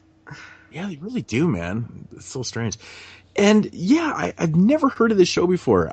Or maybe I have. No, I think I've heard of the show, but I completely had forgotten about it apparently. But it's called iZombie. Season 1 is coming out on, well, it says DVD. Maybe it is Blu-ray. I don't know. DVD. Do you know much about iZombie? Is that the sci-fi one? Sci-fi I'm assuming probably, yeah. Yeah, I don't know anything about it. Man, there's so much horror television shows, man. This is fucking And we crazy. are so out of the loop too, right? Like people come up to people like at work will talk about a horror TV show, and I'm like, huh. You know, like we don't like for being so into horror, like just straight up like horror, like live, breathe, die horror, and none of us watch TV, TV horror. I know. I fucking meant to watch Scream Queens and forgot about it. You know, I think it's like the new ones though. You know, like all the older ones, like yeah. I could talk about those, but you know, it's so flooded now with TV shows. There's just no time to watch them all. It's fucking crazy. Yeah, but I love it. I'm not but yeah, moving on it at all. Oh yeah, totally, 100%. You know, good on the people that are watching all these things for sure, but you know, I just don't have the time to do it. But well, of course, this one right here is also being released by Wild Eye Releasing, and it's called Killing Brooke, and I'm pretty sure the tagline on it, the honeymoon is over, and it's got this chick hiding behind a tree, and it's got some skinny ass dude holding a chainsaw. The cover's so bad, but fucking Wild Eye again, man. Holy shit, they're on a rampage. Like, Yeah, can we they have do that more... sometimes. I remember when I did a mini shots a while ago, I was like, you know, I did your segment with the you know, releases, and I was just going through, and I'd be like, oh, that's Wild Eye. Oh, that's Wild Eye too. Oh, that's what it was like 5 releases in a week, and I was like, what the fuck is with all these Wild Eyes? You know what's so fucking funny about Wild Eye though? When Wild Eye first started, they used to number their spines, and they've been releasing so much stuff. I think they just forgot, and they're just like, okay, we can't number these anymore because we have no idea where we are. Yeah, once you get 4-digit, like the number's not going to fit anymore. Exactly. So moving along, film from I believe Brink. Yeah, Brink released this one. It's called Last Girl. Oh man, the tagline in here made me laugh so hard. It's my movie, Your Funeral. Oh god. That is so fucking, that's so cheesy. I don't know, it's got a bunch of indie awards or whatever. Yeah, from another one from Wild Eye released in here. Wow, Wild Eye is just really holding it down, aren't they? And it's called Queen Crab. Oh yeah, we got press release. That's the only one out of all those titles I got press release for. Yeah, me too, man. That's fucked. Hey, they needed like I love Justin Cook or whatever the PR agent's name is, but well, let's be honest, who could keep up with all those? We can't really blame him. Yeah, exactly. But to be honest, I wouldn't mind actually watching Killing Brooke. I mean, slasher film, you know, like my slashers. But yeah, moving along here. Rebound is another film here that's being released, and it's studio indie rights. Yeah, I'm sure that's real studio. Rebound. Yeah, it's really, really bad cover art. Just a hand that's tied in rope. Very exciting. Very exciting stuff. Don't know anything about it. Never heard of it. And second to last one I've got here is released by E1, and it's called Scared. Yeah, and I'm pretty sure that's another slasher film. I do have one more. It's not on this list, but I have it sitting right in front of me, and it's called A Plague So Pleasant, released by Wild Eye Releasing. This movie is actually coming out on September 29th, also the same day as Queen Crab. And that gotta be a record. Those other, that is incredible, man. What was it, like 7 releases on the same day? It's ridiculous, man. Wow. Jesus. Well, but yeah. I gotta ask you, Moodz, what is your release of the week in that week? Oh, I didn't even think about this. Well, I mean, if we're just going on film itself, yeah. But then again, there's a criterion in here. Like, how do I pick this? You know, Criterion versus, you know, a classic Carpenter, or, you know, some potential indie classics released by Wild Eye Releasing. Oh yeah. And I totally said that without laughing too. Who are you gonna go with? I'm going to go. And the reason why I'm doing this is because this is, you know, the best shit, bang for your buck. You got to go with Sony's release of Christine. I'm right with you, bro. I'm right with you, because honestly, it's a great Carpenter film. You can't go wrong with Carpenter. It's well priced, and it's a big fuck you to Twilight Time, which is like even the icing on the cake. That is definitely the release of the week. Yeah, man. Just next, they gotta fucking, you know, put out Fright Night now. You know, that's the next one. Be so good. So good.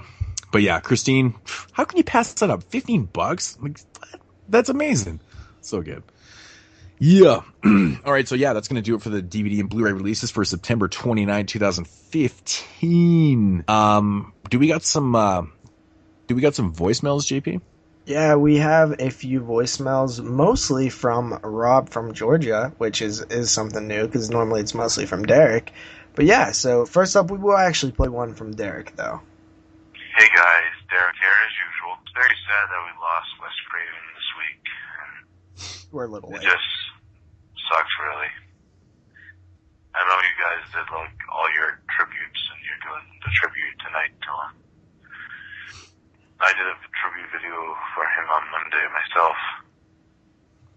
I was just wondering, have you guys ever read his novel, Found Society? It's actually very underrated in my opinion. It's actually interesting, like story and structure. Because he did start out as writing was his main love.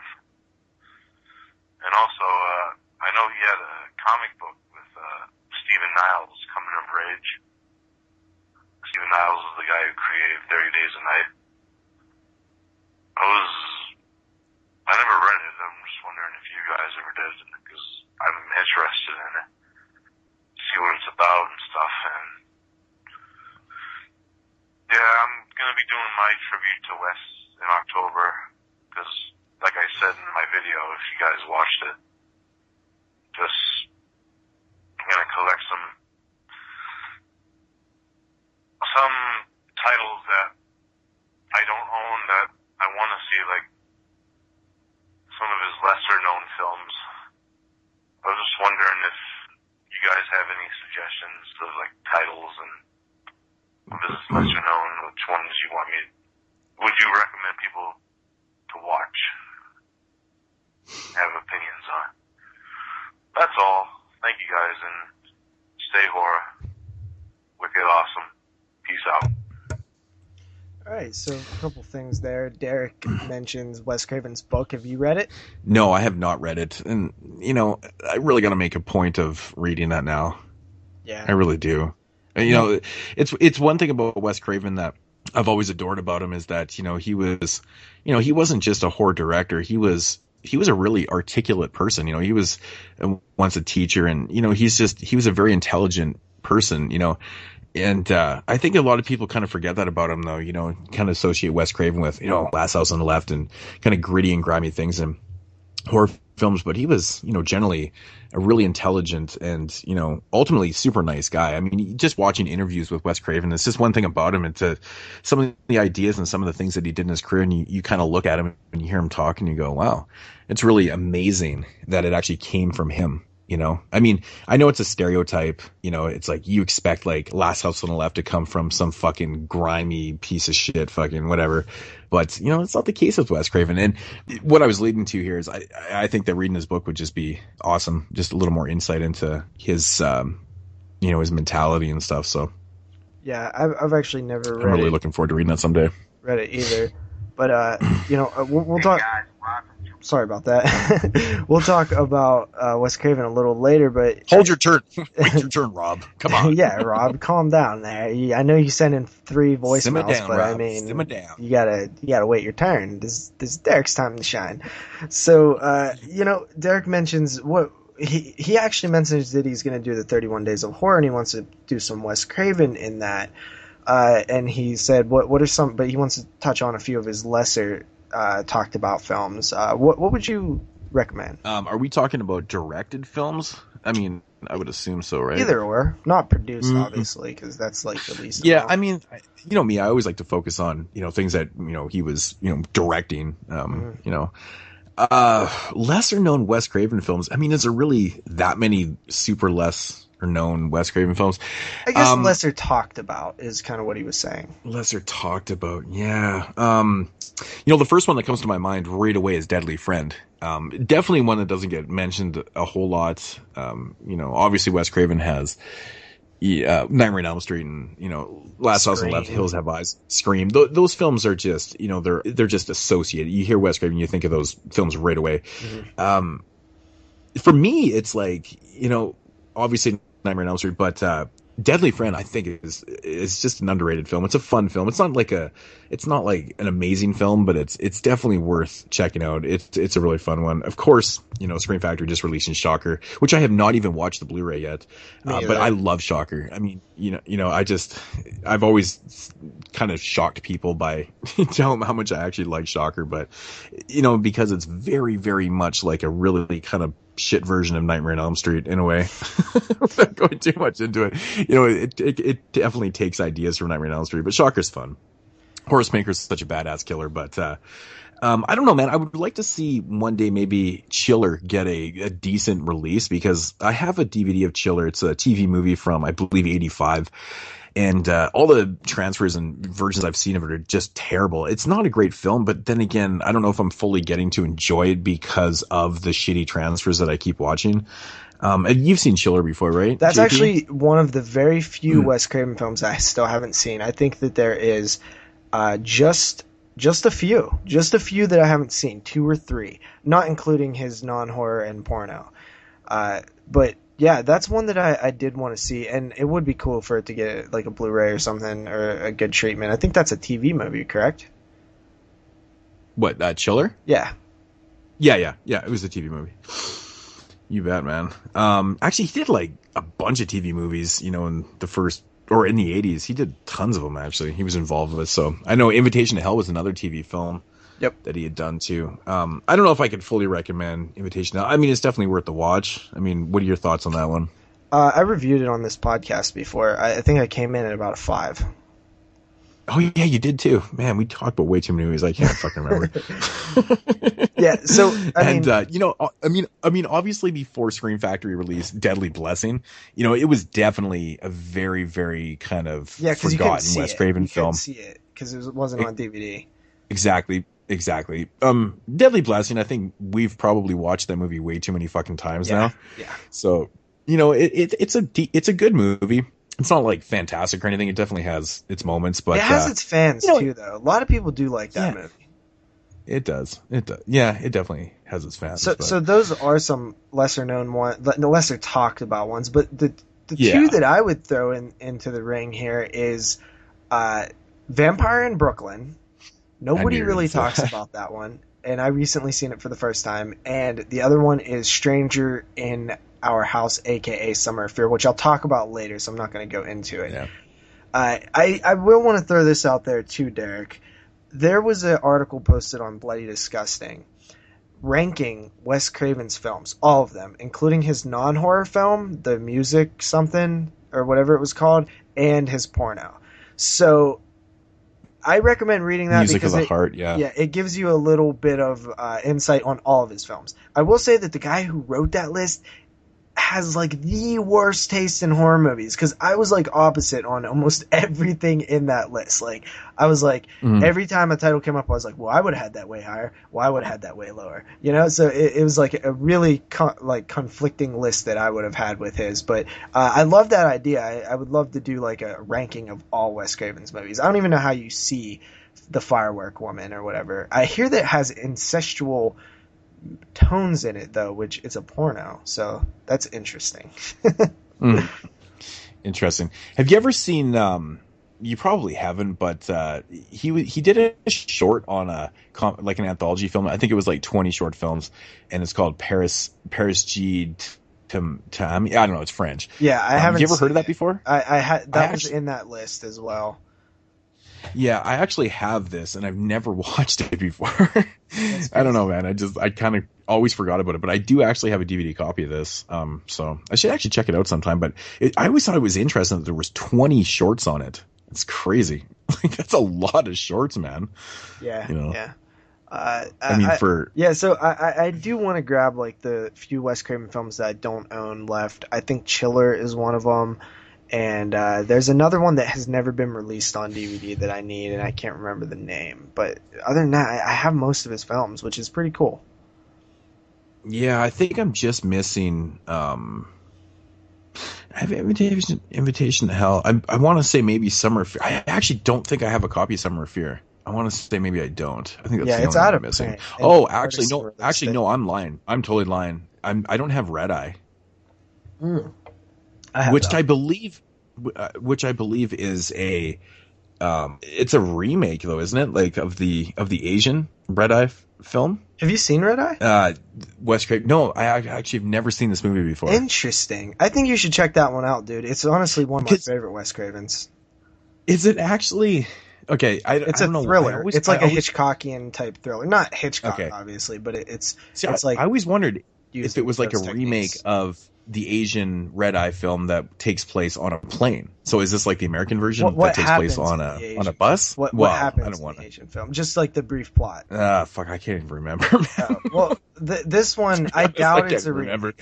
I doubt it's been a long time. This one takes place in a plane as well, but it's a thriller. It is on a plane. Yeah, okay. It's about it's weird though, because I swear these movies came out around the same time too. Like I'd have to refresh my memory on Red Eye. I can't fucking remember it. No, Red Eye takes place on it's on a fucking train. Oh. I think it's on a train, actually. That has been so long, it's so funny. So this one's on a plane. Okay, I think that's what it is. But yeah, I always thought that it was like a remake. And I don't know, kind of forgot all about it, I guess. But I have to check it out. I mean, I'm pretty sure you can get that one for super cheap though, right? Yeah, Red Eye's real cheap. Yeah, so that one right there, and Summer of Fear, I gotta seek out, man. Yeah, Summer of Fear is out of print, a little bit hard to get, but I ended up finding it for about $7 like a month ago, 2 months ago. Mm-hmm. Cool. Well, I hope that helps, Derek. Anyways, yeah, good luck with your Wes Craven reviews or whatever you're doing. And he said he was going to do those in the middle of the 31 Days of Horror, or is he just going to kind of spread them out? I think that's something what like he that? said. Part of that. All right. So moving on to Rob's voicemails. This is funny. This is how you know we haven't did the show in a few weeks because we have like a weekly update from Rob. So here it is. Hey guys, Rob from Georgia calling. Another unscripted call. Got a few things on my mind, and with this first NFL weekend almost at a close, thought I would call in sort of off cuff and throw a few things out there. First of all, hey Moodz, we got our first win, and we can hold our heads up high. That defense was freaking awesome. I can't remember the last time that defense played that good, and I'm probably more stoked than ever to get Brady and company into that stadium on Sunday. I'm so stoked. I almost want to pack up everything and leave Georgia and go back home to Buffalo just so I can enjoy this year. I am really stoked about this, and hopefully it won't be short-lived. Second, when are these studios, or these distribution companies, I should say, when are they going to stop screwing us over? You know, I got so stoked over the summer for the black and white silent cut version of Mad Max Fury Road, and here we find out that they decided to leave it off the Blu-ray when they promised over the summer that we were going to get it. So I didn't buy it, and I'm not going to buy it. I'm sick and tired of getting my hopes up for something as simple as this, and then finding out, we got to wait in 6-8 months or whatever, a year to double dip. Screw that. I'm not double dipping. I won't buy it, and I'll wait. But I'm tired. You know, we had better luck with DVDs in their heyday, with extras and commentaries and all that. I got DVDs that got more crap on one disc than most Blu-rays come with 3 discs in their set. The Thing, for one, is a great DVD, packed with a ton of crap. So, I'm just venting. All right, so his voicemail kind of cuts off there. He follows up with another one. But first of all, NFL Week 1, those who don't know, in our group page, we have a Pick'em League going on. There's 22 of us, I believe. Every week we do our picks. And the first week, Buffalo kind of killed it, right? So everybody was like, Brady, you're going down. And, you know, they did put up a good fight. Mm-hmm. I mean, it wasn't looking very good there for a while, but man, they made a pretty decent comeback, and unfortunately came up a little short. But you know, that 37-32. I mean, it's looking good for this week. Now we can talk presently, but you know, I don't know, man. I got high hopes for Buffalo right now, and I think they're doing big things. So yeah, and they still got another shot at rebound from that in the season, right? Yeah, that's true. That is true. So also he says the Mad Max, right? They announced that they were doing a silent black and white cut on the Blu-ray. Yeah. So I didn't really know the. Jesus Christ. I don't know. I know exactly what these fuckers are doing, man. They have people monitoring, the internet and the buzz and all that shit. So basically, what happened here, I'm just being. This is just me thinking about it, but I bet you any money that they fucking saw that there was so much buzz about it, and they said, well, fuck this, man, we're going to keep it off here, and we're going to make these fuckers double dip. And Rob even stated that he's not going to fucking double dip and stuff like that, but a lot of people will, and they just figured that they can maximize their cash flow by releasing these separately, and people will buy both versions, but to actually announce it and then not deliver, yeah, that's a big dry hump. Yeah, and dry fuck right there. So and it's a big studio doing it too. It's not like a Scream Factory or Anchor Bay or something, because I know both of those companies have done stuff like that in the past as well. But yeah, I was a little disheartened with that. And you know what? I'm not gonna buy Mad Max. I'll rent it from the Redbox, and then whenever because I was really interested in a silent black and white cut of it. That sounded really cool to me. So I'm gonna hold off until that comes out. I'm not buying it until then. Mm-hmm. Yeah, it's fucking go figure, right? But I don't know, man. I don't know. I'm sure this movie's probably going to get released like 1 million times. So there'll be a version with all the versions on there later on in some crazy limited fucking velvet packaging or something like that. Yeah. You know what I'm saying? It's going to get ridiculous. It'll be like $400 because it comes with like some of Charlize Theron's hair or something. I don't know. What's going on? I'm fucking delusional right now. I don't know. I'm just talking to my ass. But you know how it goes with these studios. They're just like, well, oh shit, man, a lot of people are interested in this. Huh. Yeah, what we're going to do is we're going to release this separately and, fucking hardcore. It's fucking bullshit. But yeah, I feel your pain though, Rob. I mean, as collectors, it's really, really frustrating.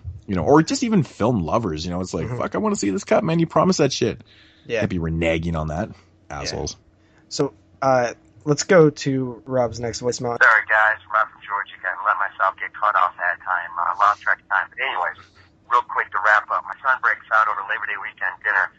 What was the saddest, greatest movie you guys ever seen? And it took me about 10 seconds. And of course, it was easy for me. 7. I don't know. I saw that in the theater. I don't know if I've ever quite seen an ending like that to a movie like that. Sad might be a little corny, maybe depressing, but maybe the greatest ending, and one that demanded a further exploration of its characters, which thankfully we never did get in the sequelization, because it probably would have never lived up to the original. But I guess the question is, guys, what do you guys think is the most depressing but greatest single ending that demanded a further exploration of its characters that never got a sequelization? And although you hoped it would, maybe you're glad it didn't, because it would have never lived up to the hype. Guys, just keep rolling with it. Love listening to you guys, and I hope this football season is a great year for Buffalo and to everyone in this contest thing. All right, guys, take care. All right, so a few different things there. One, Moodz, what is the saddest ending that what he said? The saddest ending that I can think of? Oh, man. I don't know. That's a tough question. Oddly enough, when I was a kid, I used to, this is so weird. I don't even know why I think of this, but I remember back in 1985, my dad took me to see Stand By Me in the theater. But I left that movie theater bawling because I got, like, even as a young kid, I got so engulfed in with the characters and stuff.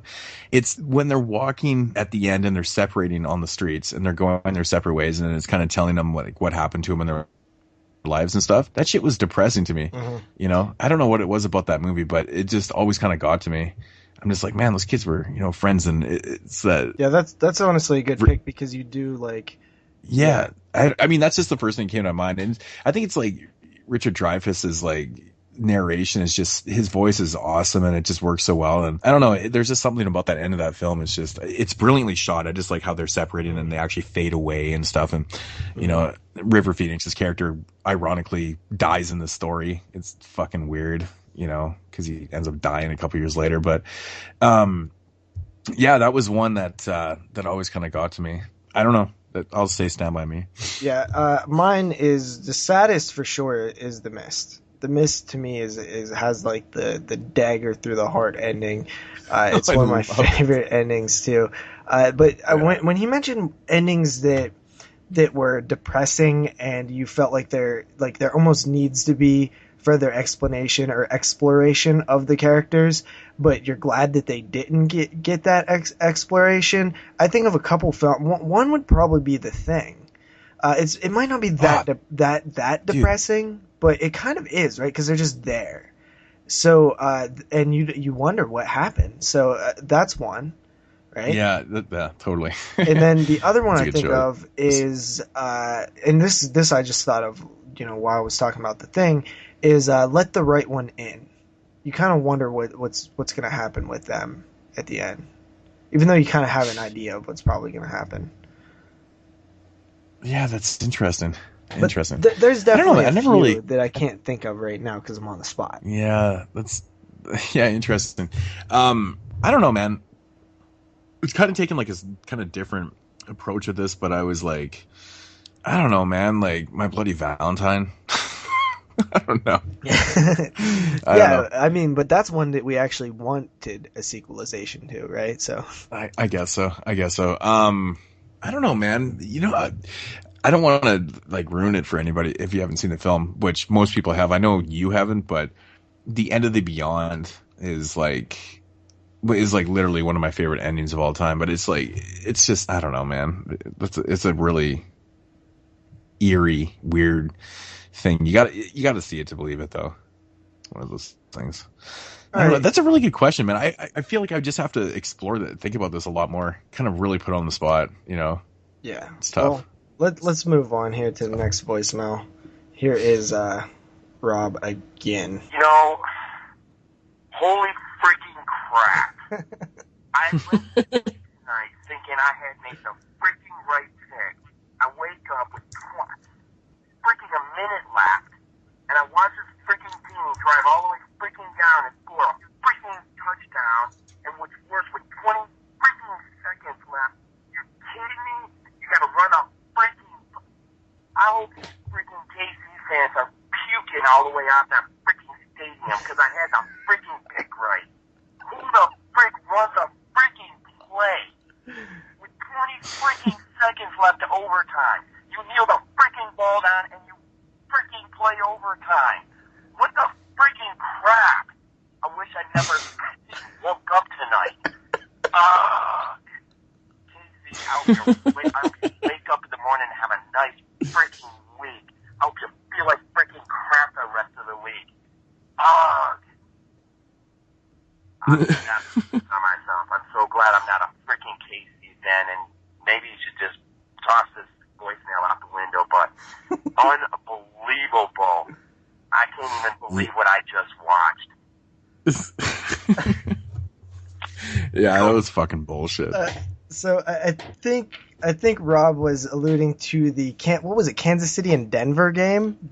Yeah, it was. Was that it? Everybody picked so many people picked Kansas City. And what did you say, Moodz? I hope this isn't a bad omen to the week. Was that the week that it was a bad omen, right? Yeah, it was. And it turned out to be the worst pick'em week in 2 seasons for pretty much everybody. Like, it was a bad fucking week, man. Yeah, no, I don't know, man. The best guy went 9-7, I think. Yeah, it's really fucked up, man. It's crazy. I think there was only 5 people that were over 500 for the week or something. Like, it was really bad, man. Really bad. Like, I mean, Keel was like, what, 3-13 or something? 4 and fucking 12? 4-12, yeah. What? And he won last year. That's one of the worst weeks I've seen anybody have. Yeah, I went so 6-10, luckily. Yeah, I was 6-10 too, and it was just a horrible, horrible week. But I know exactly what Rob was saying though with that play. Just crazy bullshit, man. We were all pissed. All right, so we got one more voicemail here. Hey guys, Rob from Georgia calling in. Last night I was able to view both the 87-minute cut of Halloween 6 as well as the producer's cut of the film. A couple of observations. First, I do think it's a better film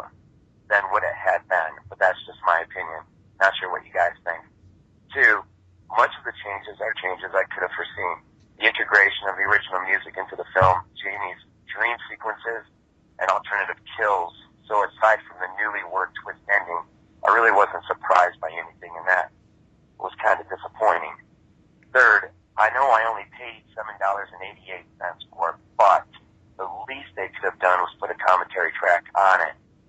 That could have been cool depending on who did it. And I guess that raises the question, if you have the box set, does the producer's cut have extras on it? I know the stripped down cut that you get for the $7 or whatever from Walmart doesn't have anything on it other than the film. Fourth, and is it me, or the more I catch part 4, but especially 5 and 6, it seems that Zombie was pretty influenced by these latter films when creating his 2 entries, especially H2. Not sure what you guys think about that either. Aside, it did get me to thinking about the restoration of films in general. Richard Donner's cut of Superman 2, the restored extended cut of Alien 3, the black and white cut of The Mist, and of course Halloween 6's producer's cut. I'm curious to know what you guys think of this process in general. I know it took Ridley like 25 years to rework Alien, and of course Lucas has made many changes to his own Star Wars films, for better or worse. So I guess the question is threefold. What do you guys think of restored cuts in general? 2, is there a particular film you'd like to see given similar treatment? 3, what did you guys think of the producer's cut, type and all? In particular, the new twist ending. So I guess that wraps up this call this week, guys. Take care, and of course, as always, go Bills. All right, so there's a few things there. First of all, we did cover both the original Halloween 6 theatrical version and the producer's cut in episode 28 and 9, 30. I can't remember. It was the Halloween arc somewhere around there. And I think we covered those pretty well. Yeah, pretty well and stuff. Yeah. I liked it. I liked it more than the original cut, and I will say that the only thing that I was like, I liked the way that they delve into the mythology more, but like Rob said, I wasn't really surprised by anything except for the fact that Michael Myers is allegedly the father of his niece's son, which is weird, right? That's a little surprising. As for Rob Zombie being influenced while doing his entries into the Halloween franchise, I never really thought of that, actually. I don't think we ever covered that one, did we? I don't think we ever brought that up. But we've never talked about I guess I never really thought about it, but I'd have to put some thought into that. But yeah, it just never crossed my mind, so I don't know. I've heard other people make that comparison. I've heard people say that H2 is very much similar to the vibes and some of the themes going on in the Jamie Lloyd arc. Maybe it's like, I guess a little bit now that I think about it, but yeah, weird. I never thought of it, but I wouldn't be surprised. I think that it would make sense. Then he asked us, what do we think of like alternate cuts and stuff? I'm all for them. If there's other versions that play different, especially to the extent of Halloween 6, where it's like a completely different film, I want to see them. The only one that I can think of offhand is Hellraiser 4. I heard that there's another different cut, and it makes sense because it's Dimension as well, that is completely different than the original theatrical cut that we got. Yeah, I'm all for them too. I mean, as long as they're using, the footage that was, originally shot for it and stuff. And what I mean by that is like, Night of the Living Dead. I'm not a fucking like just fucking inserting like new footage and changing things like George Lucas's Star Wars film. I'm not a big fan of that. Perfect example. See these remastered and re-edited and re-fucking generated, putting like CG into these films, that I am not a big fan of. I think it's complete bullshit. But, on the flip side, if you're restoring a film and, you want to make a different kind of cut of it and you already have all this footage and you just want to reinsert it and kind of mix things around, go for it, man. I'm all for it. Go ahead and do it. But don't be changing effects and tweaking things and stuff like, that doesn't make any fucking sense to me at all. And I mean, Lucas really did hurt those films. I mean, it's so stupid to fucking watch those with those newly restored effects and stuff. It's like, what? It's so stupid. These movies came out in like the fucking late 70s. It's like, or that one, original Star Wars. It's like, fuck off, man, with that shit. But, with these, like Richard Donner's cut of Superman 2, it's good, man. It's an extended cut. It's like, it's good. The footage was there. Just use it. If you think about it, it's like if they took like a statue or something, like, or like Mount Rushmore, right? And it's like, oh, well, George Washington has a crack in his eye, or his eye's shaped weird. Let's go fix it. Like, no, leave it alone. Don't start fucking with the designs of this art. You know what I mean? That's what I think. Like, if you're gonna actually add shit to it that wasn't there to begin with, like, yeah, you can maintain it, clean it, make sure that it's the weather isn't destroying it and stuff like that. But when you actually go and start, changing pieces of it, that's when you get fucked up, and that's what George Lucas got so much heat for, and I 100% agree. If there's footage there, if there's stuff that was there that was filmed originally, yes, make different cuts, mess with it, add different music, that like the European cut of Dawn of the Dead, release that out there to the US, you know what I mean? I'm all for that stuff. If there's ever like other versions of films that could have, like Nightbreed, right? Nightbreed. That's a perfect example. I want to see that stuff. Yeah, actually, well, on the subject of Dawn of the Dead, it's just a perfect example. Like, all these different cuts of it that really do change the film, and it's exciting to watch the different cuts and stuff. And it's a great example. 3 really, really good cuts. So I'm all for it, man. All for it. Yeah, Rob with his complex questions, man. It's like, I got a quick questions for you. Yeah. But yeah, thanks again, Rob, for the awesome comments and questions and stuff. We really appreciate that, buddy. Alrighty, so moving along in Moodz Swingz here, we'll get into the Corners Report, of course, courtesy of Rue Morgue, and it is the Weird Stats and Morbid Facts. Today's Weird Stat and Morbid Fact is coming from December 2014. Issue 151. This is the one with Ghostbusters on the cover. Oddly enough, Ghostbusters. Actually, the 30th anniversary. The article was pretty cool in here. But what do we got here? I thought this one was a little odd because I actually didn't know that. Like, I mean, obviously I've read this before, but it is strange though. I'm pretty sure that I didn't read this one. I've read so many different ones out of random magazines. I have no idea what I've read. Could you imagine if I actually read the same one? That'd be fucking trippy. Because there's probably like, a dozen of these in each magazine, right? So what are the chances? But anyways, I thought this was kind of cool. Getting back to the, Italian cinema. Okay. Although the score is credited to Goblin, one of the more effective soundtrack themes in Dario Argento's Phenomena, Valley, was composed and performed by Bill Wyman, better known as the bassist for the Rolling Stones for 31 years. That's fucking strange. I would like to know more about this and why that came about. Yeah, that's it's really strange because Goblin obviously did scores for tons of Italian films, especially Argento, but that one little musical piece in the film was done by Bill Wyman. Like, what the fuck's up with that, man? But he's not even credited at all. It's totally credited to Goblin. That's the weird thing. That is interesting. That's probably an interesting backstory to that. Yeah, I'd actually like to know more about that. But yeah, Bill Wyman of the Rolling Stones not being credited. Interesting. So yeah, that is going to conclude Moodz Swingz. Yeah. All right. So moving on to what we watched this week. Did you watch anything this week, JP? Yeah, I actually did. And I'm cheating a little bit. This one I watched maybe a week or two ago because Wes Craven. Who's count? I wanted to. Who's counting? I wanted to talk about Wes Craven. So one of the films that I watched, I alluded to it earlier, it is Stranger in Our House, a.k.a. Summer of Fear from the year 1978. This one follows a family. One of the characters, I forget her name, but she's played by Linda Blair. They find out that her cousin's parents had died along with their nanny in a fiery car crash. So they have to pretty much take in Linda Blair's cousin. And everything's good at first. Linda has this nice life where she has, a good best friend. She has a couple of brothers. She has her boyfriend who she's really into. She races horses and stuff like that. and she welcomes her cousin into the house, and everything's going good. And then her cousin slowly starts taking over her life pretty much.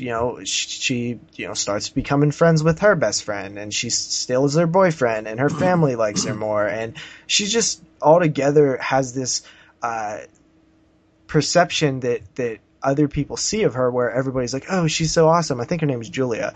And they're like, oh, Julia's so awesome. Julia did this. Did you hear what Julia said? And meanwhile, Linda Blair's character can see through it and see that something's not right here. And why is she like ruining my life? And finds out that, Julia's into some black magic, and she's kind of a witch. Dude, this is a TV movie, but I very much enjoyed it. I think that this one plays out really well. It does have that TV movie quality to it, where it almost feels like an episode of a TV show and almost is structured as one in terms of the plot development and climax and things like that. But it is a horror film. It's one of those frustrating films, right? Because you're seeing through our lead character's eyes, where everybody doesn't believe her. Nobody believes what she's saying. It's like that feeling where you know something, but you can't convey it to other people. You can't show them the way that you see it. And it's just infuriating, because everybody thinks she's so awesome, but she's really a scumbag. And that is so frustrating, because I've dealt with that in real life, where you know that somebody's a shady ass dude, yet everybody seems to be in like with them. And that's Linda Blair here. She's stuck, and in this case, it's more of a supernatural type thing that's making people blind to the fact. But overall, I thought it was pretty cool. I loved following Linda Blair's character, and it happens very gradually. Like, first she's doing this, and then she's wearing her clothes, and then Linda Blair gets like a big rash on her face and stuff, and she's just it's like some voodoo shit. And the only negatives is some of it's a little cheesy. There's like a car chase scene, and some of the stuff feels very TV movie-ish. But I gotta say, the twist ending really fooled me, like really tricked me. I didn't see it coming at all, and I actually think it was a good ending. Have you seen this one, Moodz? No, I haven't actually. Oh, you've actually never seen this? No. Oh, dude, honestly, it's one of my new favorite Wes Cravens. It would have made my top 10 if I had seen it beforehand. It's a lot of fun. It's a good movie. It plays that almost thriller, kind of a little slow burn, but that it's very psychological and things like that. There's a good twist ending to it. I give it a 7 out of 10. It's definitely a solid Wes Craven, especially a TV movie. And Linda Blair she kind of has this weird look to her. I think I didn't really care for her hair in this one, but she's likable, and she's really likable. And she's not really like that in person, I guess, but her character is likable, and you feel bad for her. It's a good movie, 7 out of 10. Yeah, this is one that I've always wanted to seek out, but I swear this DVD's been out of print forever. Yeah, it's an artisan release. So Lions. Yeah, I just always kind of forget about it. But yeah, I got to check that one out, man. Curious. Linda Blair in a Wes Craven TV film. Interesting. What did you give that one? I gave it a 7 out of 10. 7 out of 10. I see. Cool. All right. So first up here tonight is a film from 2015 that I recently watched. And when I first seen this one, I think we kind of briefly I think I mentioned this on DVD and Blu-ray releases a while back. I wasn't really that intrigued about it. And, I picked it up, of course, solely based on the fact that this was directed by the director of the Maniac remake. What's his name? Frank Kalfan. I don't know how to pronounce his fucking name. I'm so bad with pronouncing names. But this is why I wanted to check it out, because I really enjoyed the remake of Maniac. I thought it was well done. But I'd heard this movie was like completely different. And of course it's called I Lived. It's one of those kind of new age type horror films, based with technology. It's one of those technology based horror films. A lot of these ones can be decent, or they can be really good. Like I really liked The Den last year, and so there was a lot of things going on for this one that I was intrigued about. So, anyways, basically this film follows your main character. His name is Josh. He is he's kind of an underachiever, really. He has a lot of education, and he's just kind of waiting for the right job to come up, and he's just not really doing anything with his life. And what he's doing is, kind of similar to what we do, but he's decided that he's going to start reviewing, like cell phone apps on his YouTube channel. And, so he starts reviewing all these apps and stuff like that. Anyways, he comes across this one called I Lived, and, originally he gives it, kind of like a mediocre review, continues along doing his apps and stuff. And he just decides one day that he's actually going to try out the app of I Lived, like seriously try it out. And what happens is, like I said, he's kind of down on his luck. He's not really going anywhere. He tries out this app, and it basically, what it does is it tells you to do things. So you enter in a goal into this app, and it tells you what to do. And all of a sudden, his life starts turning around. He gets this amazing looking girlfriend, and he gets the job, and he's like, everything is just going his way. But of course, Josh is a little selfish, and he's a little blind to the facts, and he doesn't want to believe that his success with the girl and the job and the car and like all this newfound luck has anything to do with the app. So what he does, he actually signs out of the app. And of course, everything goes to shit. He loses the girlfriend. He loses the job. Everything just goes on a downward spiral. So now he's kind of convinced that maybe it is the app. So then he re-signs back into the app. And of course, now it's more of the app telling him to do some pretty extreme things. And, and that's kind of where your film goes.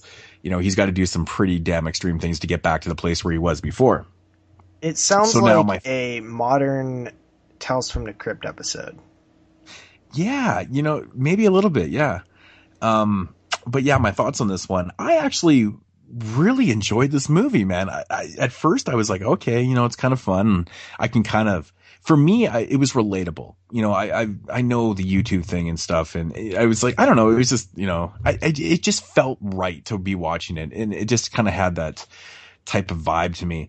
I thought it was actually really well directed and executed. And what I mean by that, I obviously can't give anything away, but there's one, like what the movie comes out to, and I don't want to say what it is because I don't even want to say the term what it is because it'll totally kind of give it away. But I really liked how this movie developed. And there's one scene in this film having to do with an agreement, and it really worked quite well. But very well acted. Like I said, it was very well directed too. And it's almost really clever. It's really clever. And that's kind of what got me, into the film a lot more, was like, okay, where the fuck is this kind of going and stuff? And then it does take some really kind of dark turns and twists, and kind of goes in a place where you don't really expect it to go, but it works on all those type of levels and stuff. But I don't know, man. I think it was really good. Again, very kind of stylish type film. It definitely has his stamp. It's not like Maniac at all, but it's very well, I keep saying very well directed because it really is, but good film though. Really enjoyed it. Not really a whole lot more to say without giving anything away about this one, but I like the I don't know, man. I like the cheesy, not really the cheesy effects, but like when he's doing his when you're watching films and something you can relate to, like a YouTube video and stuff, like the effects that he uses, you're just kind of watching and going, yeah, I don't know if that's okay, JP. When you're watching a film or something like that, and you see like an app, like a, say like a messenger thing on a movie, and you're like, hey, that's not real. Yeah. Yeah. Like that type of thing. There's that. Okay. No, but at one point it is totally like YouTube, but it was just like his intros and stuff. And I'm like, there's no way that he's doing that shit. It just seemed kind of out of place, but at the same time, very appealing. I don't know.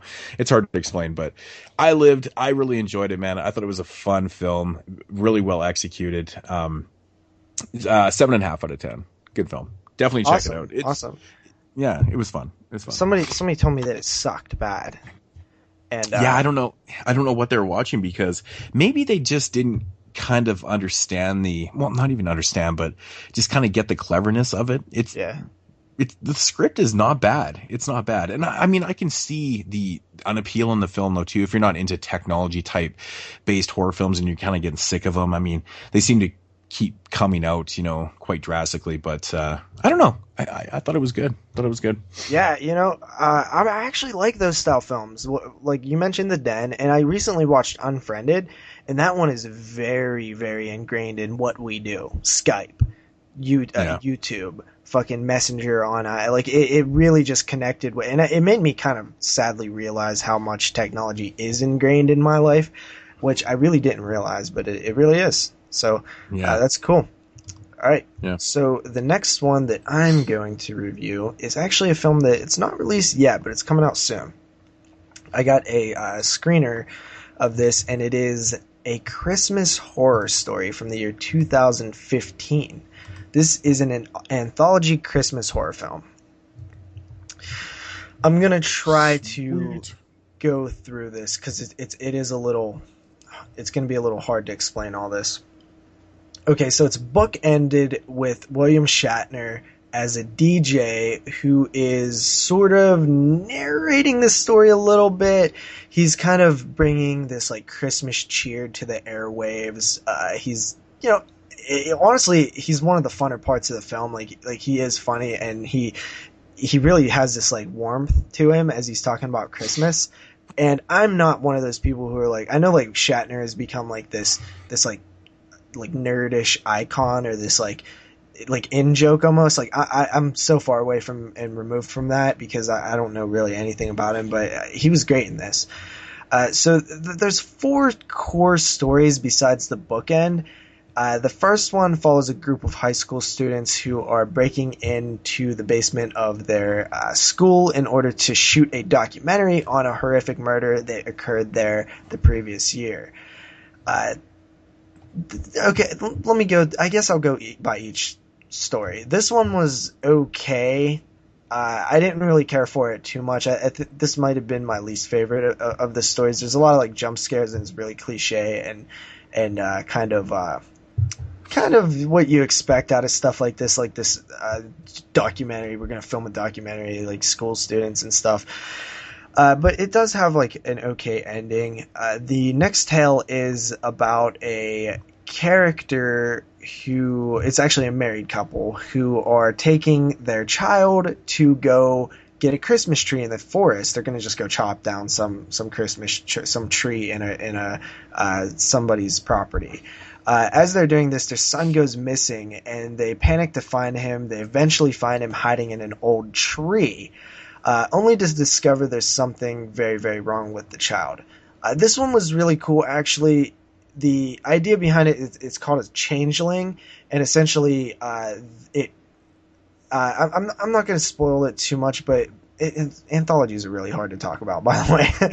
Yeah, they are. So basically, the child is not the child anymore. That one was cool, creepy, had a cool dynamic to it between the parents bickering and the father. Relationship with the son and stuff. I actually really, really enjoyed that one. The third story follows a family who's well off. They have these bratty children. They're going to visit their reclusive rich aunt. Their aunt is very wealthy. They go in there. They're a bunch of dicks really, and they end up breaking this statue. And this statue is that of a Krampus, which a Krampus is kind of the anti-Santa type thing. He comes around and he punishes people who have too many sins and really kills them and stuff. That one was cool. I really liked that one as well. It has the Krampus character, and he looked badass. It was this goat thing. The family was a little over the top for me because how dickish they were and their sins and stuff. But it was a good story too. The fourth story is probably my favorite, and that is Santa, and it's actually the most comedic too, which is funny because I'm normally not the comedy type guy. Santa is in the North Pole, and all of a sudden one of his elves die, and elves can't die, so everybody's kind of confused, what? Elves can't die, and then he comes back as a zombie. And then all the elves turn into these flesh-eating zombies, and basically they're foul-mouthed, and they're like, fuck you, motherfucker! And, like, Santa's just chopping their heads off with this spear and shit. Lot of fun there. That one is very comedic. I almost feel like they pushed it a little too much with the naughtiness of the elves cussing, and we got the joke and they really hammered it down our throat at times, but at the end of the day, it was still a lot of fun. Now, a few negatives I have about this film. The way that the anthology is told is that of Trick or Treat, but not as good. It's not interwoven. We're just hopping from story to story. So we might spend a little time with this story, and then, it cuts to black or something, and then we spend a little time with the second story, and then the third story, and then back to the first story. And honestly, you would think that would make it roll a little smoother and it wouldn't get as boring, but I felt like it drug when it was doing that, because if you had a little less interest in a certain story, then you were just waiting to get back to the other one, instead of it being in a format where it's like, okay, here's one story, watch it all the way through, here's another story, watch it all the way through, like most anthologies are. If you didn't like that first story, at least after you finished it, it was out of the way. But in this, if you don't have all good stories, then it becomes a problem when you're jumping from different stories, because you don't want to see the one that you don't like, and it just keeps getting shoved down your throat. It all takes place on Christmas Eve. It has that Christmas vibe in some stories it doesn't. I liked this one a lot, but I wish it would have been a little shorter, or maybe the stories wouldn't have been interwoven like that, because it's not done like Trick or Treat where they all have connections and stuff. They have very minor connections, but it's not as genius as Trick or Treat. The ending was good. I loved the bookend ending. The ending was sweet, actually. I really enjoyed it. Great movie, just has minor problems, so I can't come in too high. I'm going to give it a 7.5 out of 10. Cool. Yeah, man. I want to check it out. That shit sounded funny as hell. It is. I was like, as you were describing it, I was picturing it, and I was just like, oh my god, this fucking sounds so funny. Yeah. They all take place on Christmas Eve night, and it kind of reminds you of like a Tales from the Crypt-ish type stuff a little bit, or like an EC Comics. It was good. It was good. Just had minor problems that kind of bugged me. Mm-hmm. Cool, good stuff, man. I can't wait to check that out. Okay, so next one here is released by Scream Factory, actually. This is one of those IFC Scream Factory releases. This is one, actually, when it first got announced, I was like, okay. I really didn't have a whole lot of interest, but, as a collector of Scream Factories, I had to pick it up. And I'm glad that, that I forced myself to buy every release, because I generally probably wouldn't even have went after this, because I had no interest, and I was bored one night and I popped it in. I didn't really know anything about it. And it's from 2013, and it's directed by John McNaughton, of course, from Henry, Portrait of a Serial Killer fame. He also did an episode on Masters of Horror. I believe that was Heckle's Tale. I believe that's what he did. I fucking love Heckle's Tale, dude. That dude needs to do more shit, because that's like the only two things he did, ain't it? Well, this is the first movie that he's directed in 15 years. And he obviously did a whole pile of other type genres, but this is like the first film he'd done in like 15 years. So weird. Just did a lot of TV stuff. And so I was, that kind of got my attention. I was like, okay, fuck, John McNaughton directed this. I really have to check this out, because I like Heckle's Tale too. That was a really kind of surprise. One of our favorites. Yeah, one of our favorites. It was just one of those episodes that kind of grabbed us, right? So this is definitely a lot different than his previous, horror work, I have to say. And it is, like from 2013, it's called The Harvest. This one's starring, actually, there's Peter Fonda in it, which is pretty cool. He plays like the little girl's grandfather. Michael Shannon's in this one. Michael Shannon's really good in pretty much everything that he does, but basically follows your main character. I think her name's Marianne, I want to say. Marianne. She's just been orphaned. Her parents have been killed, and so she moves into this like small little town to go live with her grandparents. And of course, she's new in town and she has no friends. And the closest neighbor that she has is basically a boy that's sick. He's laid up in his parents' house, and he can't go anywhere because he's like super sick, and they don't really know what's wrong with him. For the most part, the little boy's mom is actually a doctor, And so he basically lives at the house, you know, kind of like she has a whole hospital thing set up in the house and stuff like that. Anyways, Marianne wants to become friends with him because, you know, she not only feels sorry for him, but she's, well, fucking bored.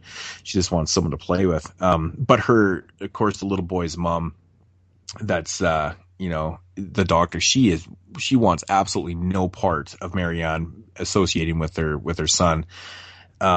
She doesn't really have any good reasons. She just doesn't want any contact. I think she kind of states that, you know, he's sick and stuff and he can't really do this, but she's just real fucking bitch.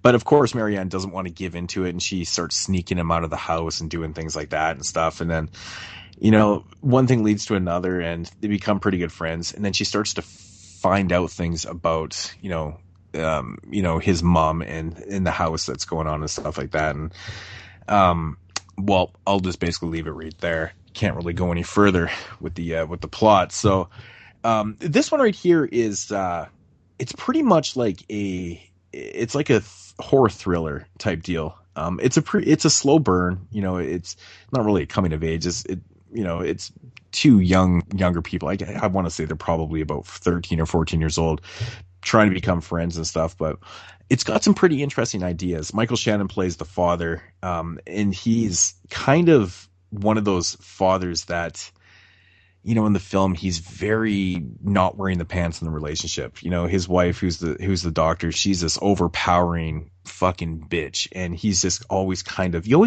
feel sorry for him. And that's the thing in this movie. All the characters in this film are quite powerful characters. Everyone is very, very powerful and is very, very well acted.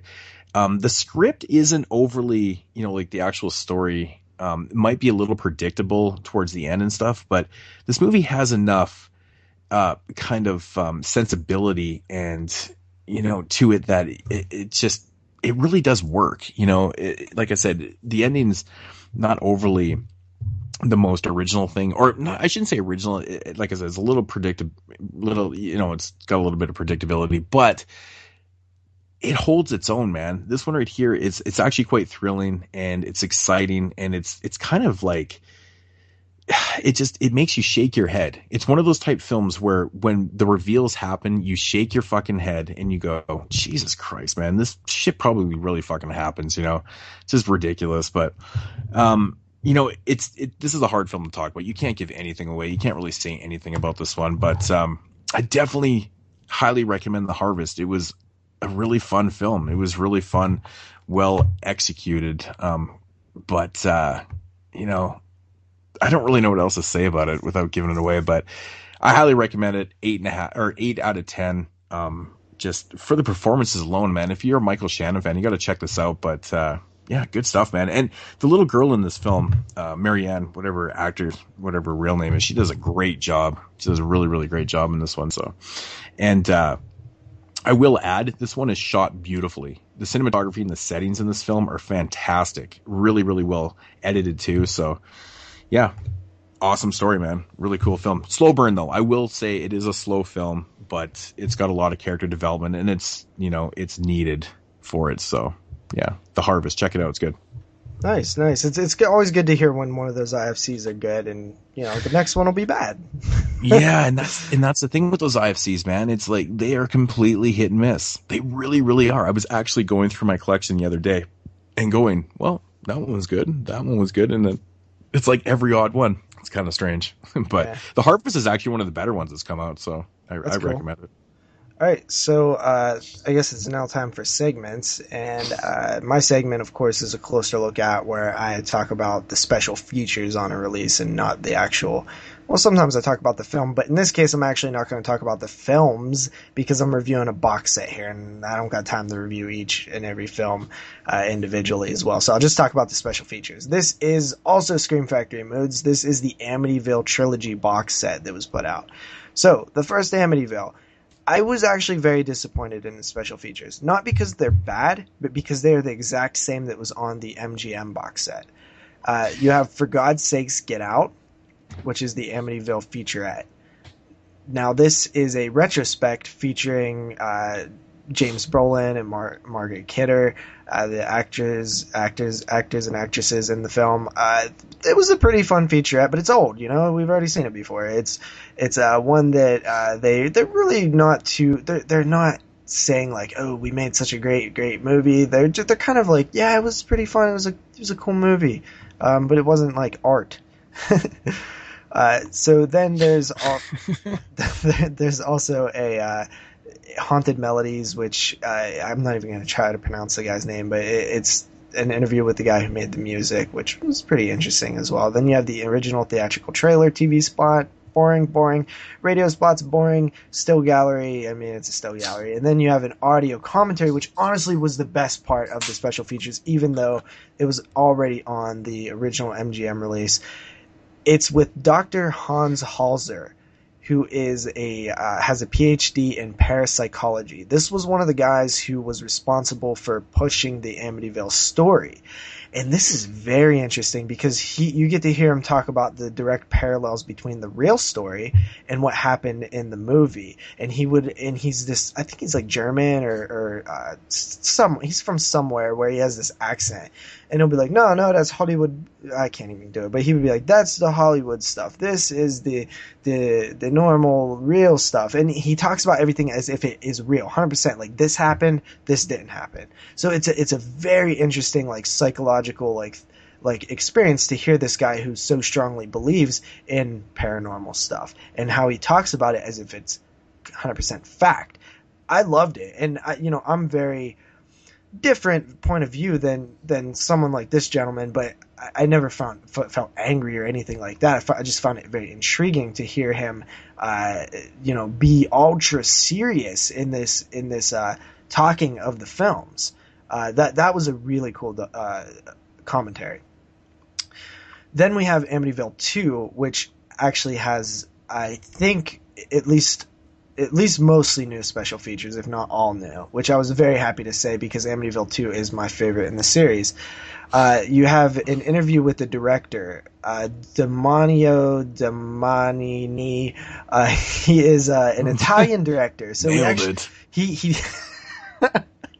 he didn't have he was a hired gun for this film, right? He didn't really have anything to do with like the script. That was Tommy Lee Wallace who actually wrote that. So they just hired an Italian guy to direct it, which actually when you watch it, you're like, oh, like I could totally see that this has some Italian influence because it was done by an Italian director.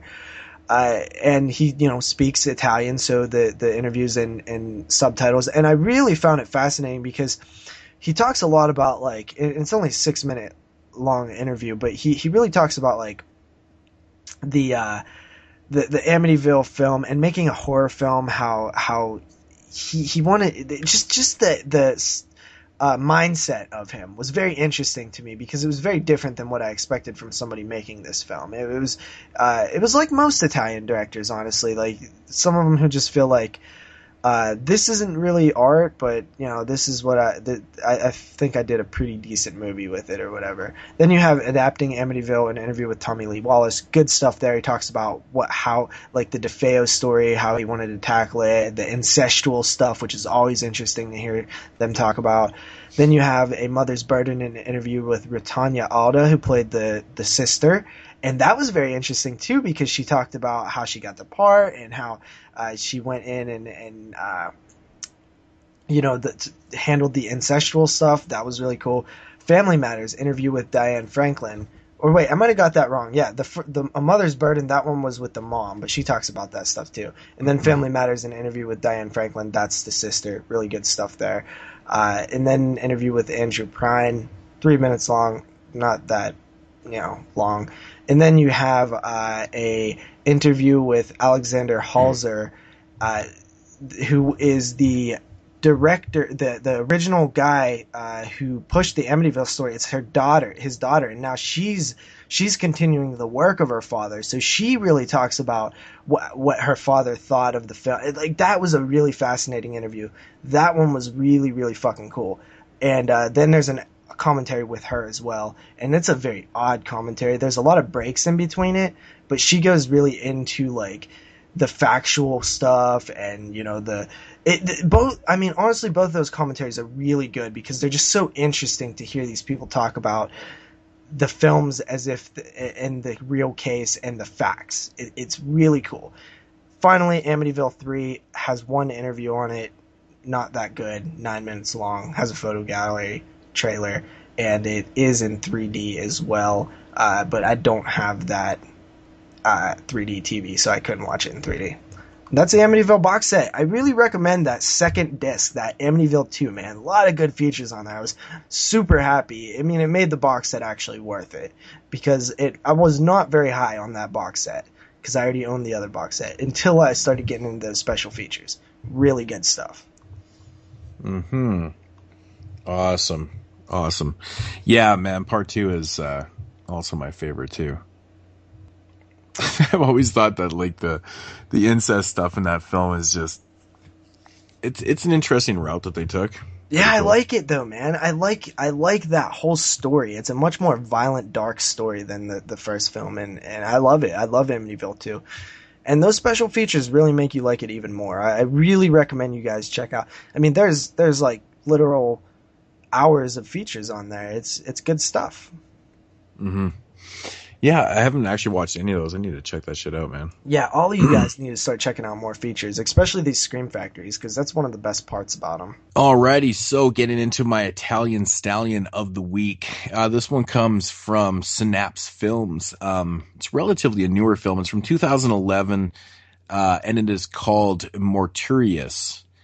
This one I was really curious about because, they don't technically release a lot of kind of modern horror films on Blu-ray and stuff. Synapses Films, that is. So I was curious about this one, and I was really excited that it was Italian, so had to check it out. Basically, this one has a pretty simple premise. It's about, the film starts out with a carload of people, 3 guys, 2 girls. These 2 girls they're Romanian girls, and they basically... I don't know. It's kind of not explained, but they may have been hitchhiking or whatever. But anyways, they were getting a ride from these Italian guys. Anyways, they decided to go and party with them and stuff. So they drive out to this countryside where there's this this kind of creepy cemetery and stuff. Anyways, they're out there partying and doing their thing. And then something happens with the guys and the girls and stuff, which I won't ruin for anybody. And then, of course, once this, extreme thing is happening with the guys and girls, or I should say with the girls, and all of a sudden you have like these really crazy kind of Roman warriors that rise up from the cemetery and then start attacking the guys and the girls. And so you got like this huge clusterfuck of shit going on in this one. And yeah, that's basically the plot or the premise of the film right there. Now my thoughts on this one. This movie right here, fuck, man. Okay, it doesn't run very long. It's only, I want to say like 80, 85 minutes or whatever. The first like 30 minutes, 25, 30 minutes of the film has some of the most annoying, I shouldn't say the most annoying dialogue, but just some of the most annoying characters before they even get worse. The characters in this movie are fucking terrible. Everyone sucks so bad. All the guys are just terrible. The girls are annoying. I will say some of the American pop references and stuff that they were talking about in the car was actually pretty entertaining. But the first 30 minutes of this film is really strange because it's really just them driving to this destination and, doing their thing in the cemetery and stuff. And it just went on way too long. Like, it was just poorly executed. They could have done this. They could have wrapped up this whole thing in, 10, 15 minutes kind of thing. They didn't have to go 30 minutes before the shit starts going down.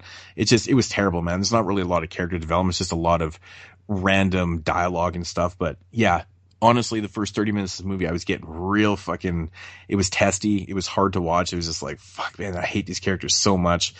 And then the first twist kind of happens and you're like, okay, that's pretty fucked up. And then these Roman warriors all of a sudden rise. Apparently they're zombies.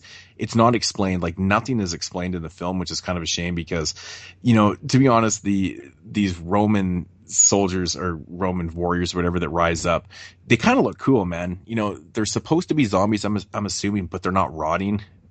You can't see their faces though. They have like the masks on and the swords and shit like that. They just kind of look dirty. I did like the look of them though. I like that dirty look. They were big. They were kind of burly, and they just start going on a rampage. And which leads me to the gore. The gore was actually done by what's his name, Sergio Stilaviti. I always fuck up that guy's name, but anyways, he did, the effects on Demons and Demons 2 and Cemetery Man and Opera and, among films. So I had really high expectations for the gore effects in this. Unfortunately, there's not really a lot of gore effect. I mean, there is some decent gore scenes. There's just not a lot of them, which was kind of a shame, actually, because I think they could have, tried to put in a little more than that. But I mean, I guess with only having 5 characters in the film, that's what you're going to get. So I don't know. It was kind of underwhelming a little bit. And, just the whole premise of the film is just kind of wacky because nothing's really explained and you're just like, okay, whatever. As for the film itself, now it does look pretty good considering it's shot in a major, major dark area. You can tell in the cemetery or the location that they used is really dark.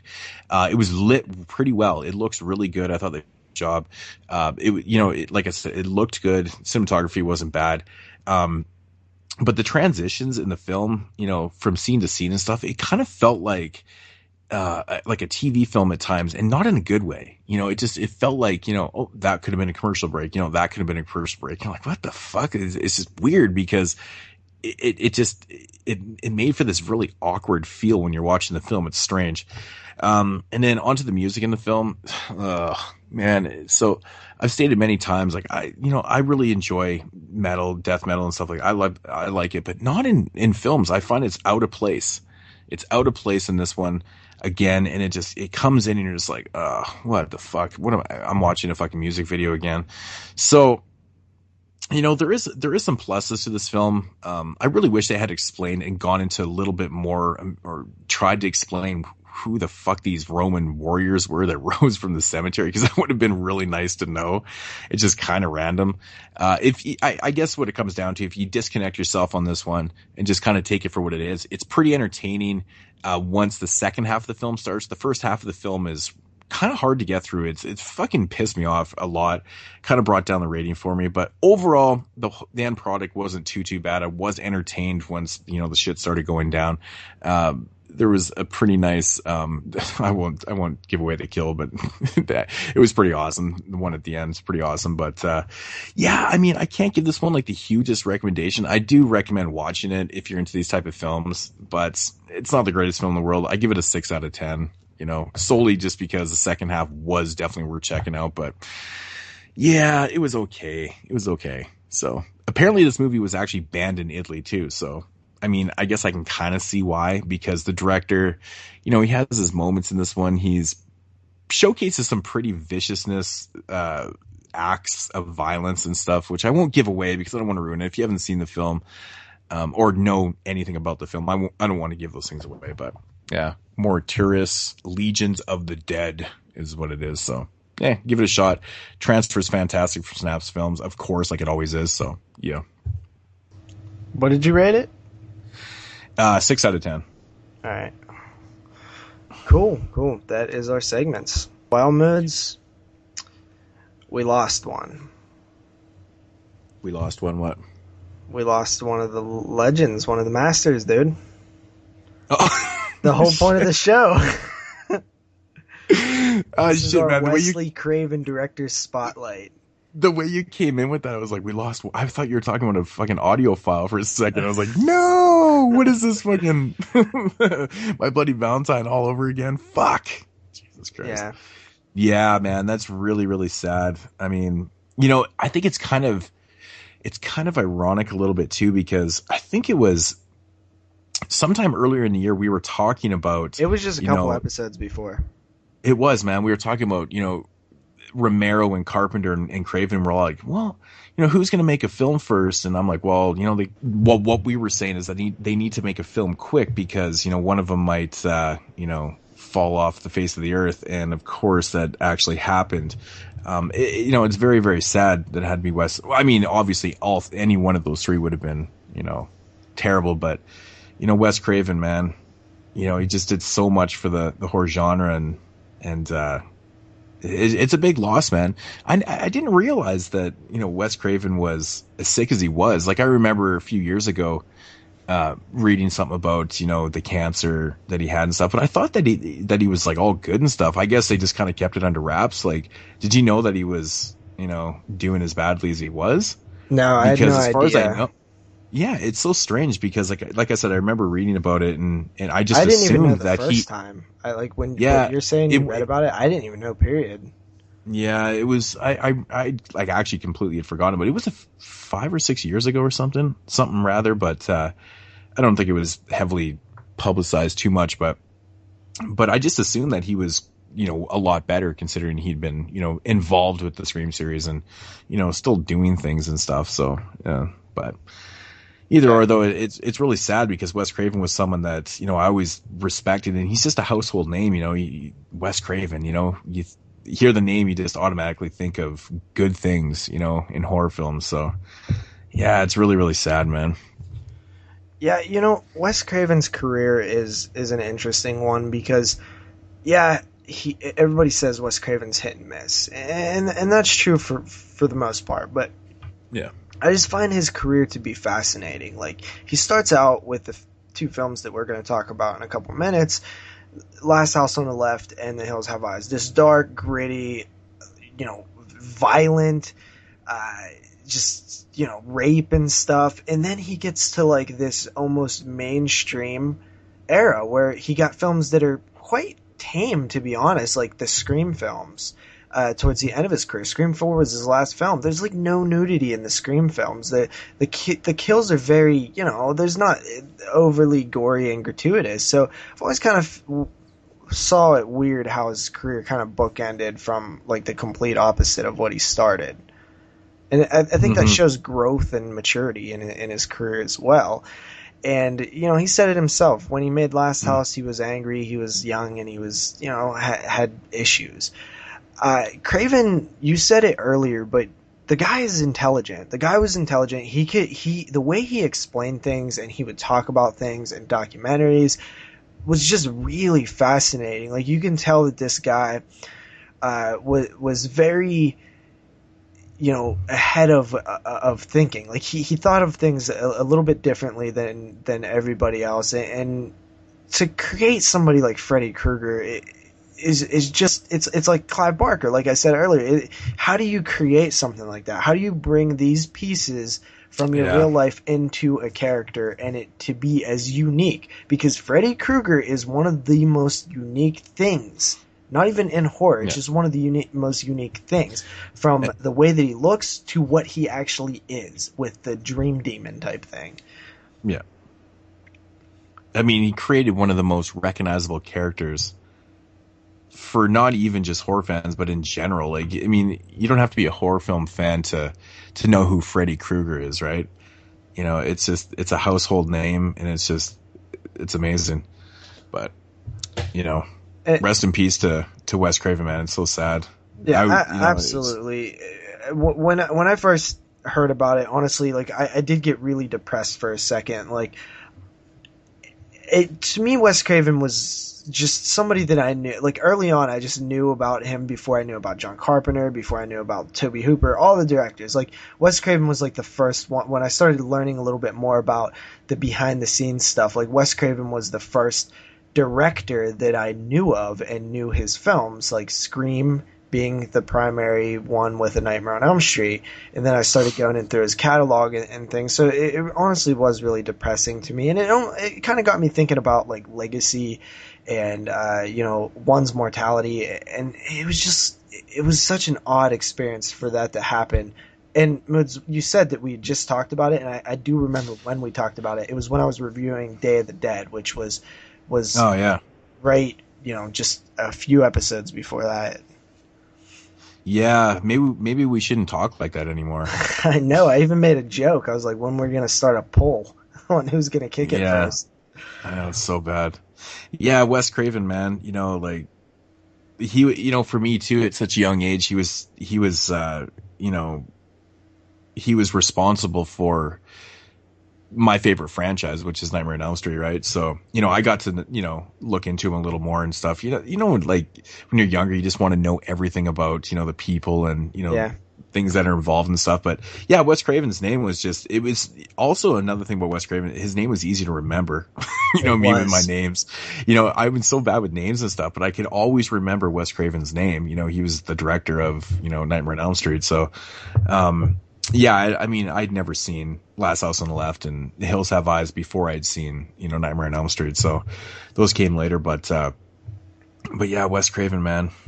I mean, what can I say? And he has an interesting catalog that, he'll go down in history as one of the best for his popular films. But I think as time goes on, people will start to look at his catalog and if it's the Tupac effect where, after you die, everything's, much better to everybody, or if there are actually some gems in there, and man, it really does bum me out. But he did leave behind like such a great legacy, and Scream Factory. And I mentioned this, everybody's like, well, why are they releasing films that already have releases and stuff? But look, guys, they get these directors like Carpenter and Hooper and Craven, and they're not going to be there forever. So while we can, let's hear Wes Craven talk about People Under the Stairs as much as possible, because once he's gone, that's it. That's all that is left, is just those interviews and those clips that have been left behind. And some of his films, like Deadly Blessing,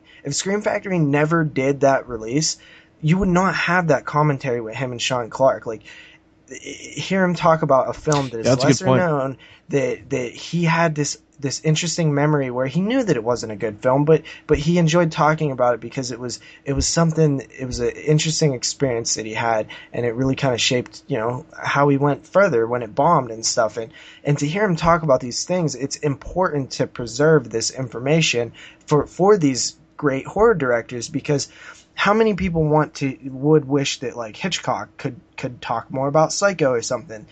All of the clips that Hitchcock has talked about Psycho, that's all that there are, and there never will be any more. So it's awesome to see Scream Factory take Shocker and Serpent in the Rainbow. Hopefully they got something for Serpent in the Rainbow before he passed, but maybe that's why it was even delayed, because maybe he went to the hospital or something. I don't know, but it's awesome to get these final things from these directors like John Carpenter and Wes Craven. Mm-hmm. It's so interesting too, and death has that effect on people where they feel like they need to go out and purchase stuff. It's sad that that's what it takes sometimes for things to sell. Like I noticed when Roddy Piper died, They Live was sold out on Amazon.ca, and immediately. US. In US, and even in Canada here, Wes Craven, I just randomly because I'm curious, right? Everything was sold out that day or the next day or whenever I checked. I can't remember, but people just went and bought up everything, and I'm just he was alive yesterday. No one was buying his shit, and it's fuck. It's kind of depressing to me sometimes. Is that's what it takes to sell some of these releases and shit? It's really you need to die, but sometimes you have to look at it maybe it's just a celebration too, though, right? As well, yes, too.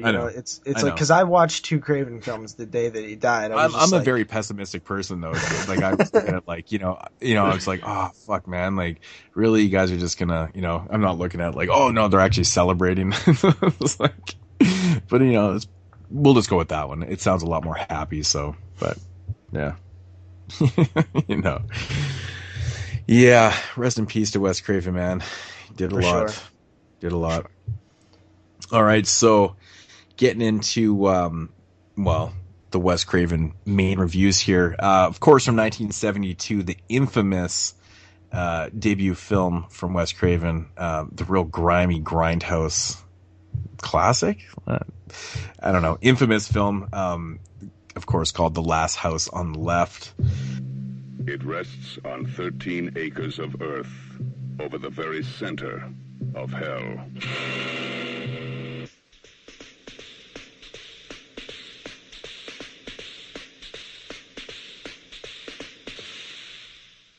Here is the first motion picture to offer to the daring a look into the final, maddening space between life and death. The Last House on the Left. To avoid fainting, keep repeating. It's only a movie. Only a movie. Only a movie. Sights and sounds far beyond anything you've tested. The Last House on the Left. To avoid fainting, keep repeating. It's only a movie. Only a movie. Only a movie. Take as much as you can. Only a movie. Yeah, man. I remember when I was younger always hearing about this film, and just the way people talked about it, I was like, it sounded like it was the most brutal, vile piece of cinema out there. Do you remember what the first time you watched this movie, or like was it? I do, and I'm glad you asked me that, because I would like to tell the story. Okay. So when I first seen Last House on the Left, I had known Wes Craven. I was in middle school. I knew of Last House on the Left, but I didn't know it was Craven directly, and I just had heard the name before. And me and a couple buddies, we used to buy movies or rent movies and watch them in his basement. It was a really cool place. I know I've talked about it before, but his parents pretty much left us alone. We'd get beer whenever we wanted, chicks, anything, and we would just hang out in his basement all the time. And we went to the mall one night, and we stopped at the FYE, and we wanted to get a couple horror movies. And we walked in there, and I talked to, you know how they walk around and they're like, hey, do you need help? And I was like, yeah. We're looking for a horror movie. We want something that's, really, really good. And the guy knew a lot about horror movies, and he started going through some titles, and he's like, oh, this is the one you want to check out, man. This is some hardcore stuff. And he pointed out Last House on the Left. So I bought it with my own money, and this was before I collected and stuff. And we took it back to the crib, and we pop it in, and we're watching it. And I just remember this experience of looking around at everybody's faces, and it was just pure disgust. And I was like enjoying it, and I was like, and then I started feeling a little self-conscious, because I'm like, oh, they're gonna think I'm like a weirdo and stuff. And by the end of it, I remember as soon as it ended, my one friend was like, that sucked, and the other one was like, yeah, that was terrible, JP. And I'm like, well, actually, it was pretty deep, and I tried to defend it, and they were just like, no, that was awful. That was a terrible movie. And I remember just being like, oh, man. But it was just showed the differences between me and my friends with horror. They didn't get it, and especially something like that. They were like, it was so old and weird. It was like dated. Like, they didn't know how to describe it, but they were just like, it was old.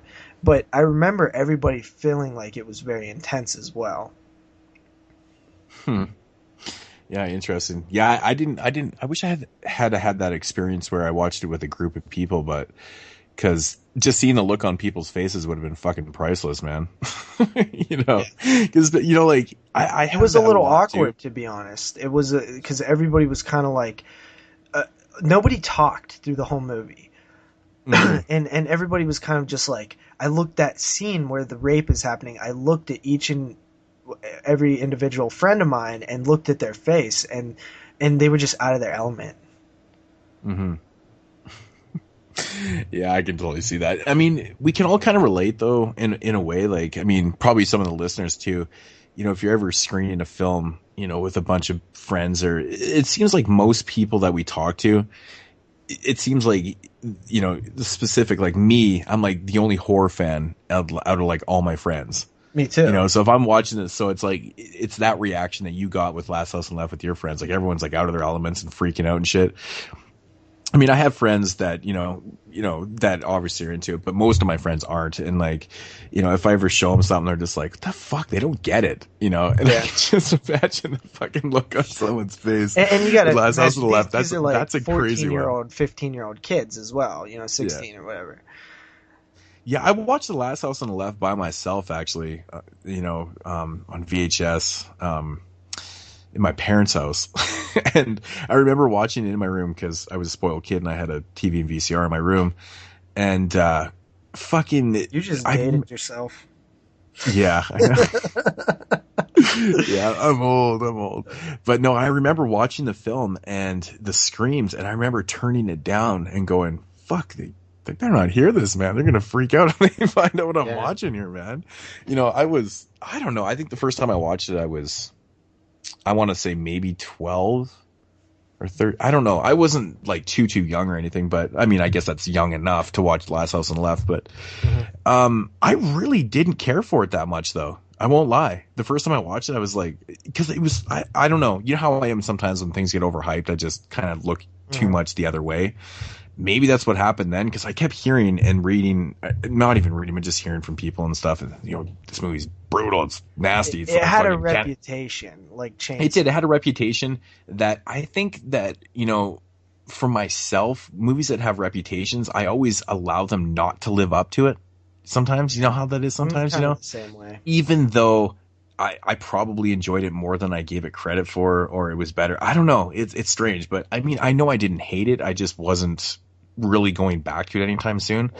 I mean, it could be the fact that I'm not into rape and I'm willing to watch, The Last House on the Left that much, but I don't know. It was a weird experience for me. I wasn't really having that much excitement when I first watched it, but I was young, didn't really know what the hell I was getting myself into. So, but yeah, with those stories of our first viewing of The Last House on the Left, you want to give the brief little synopsis on the film there?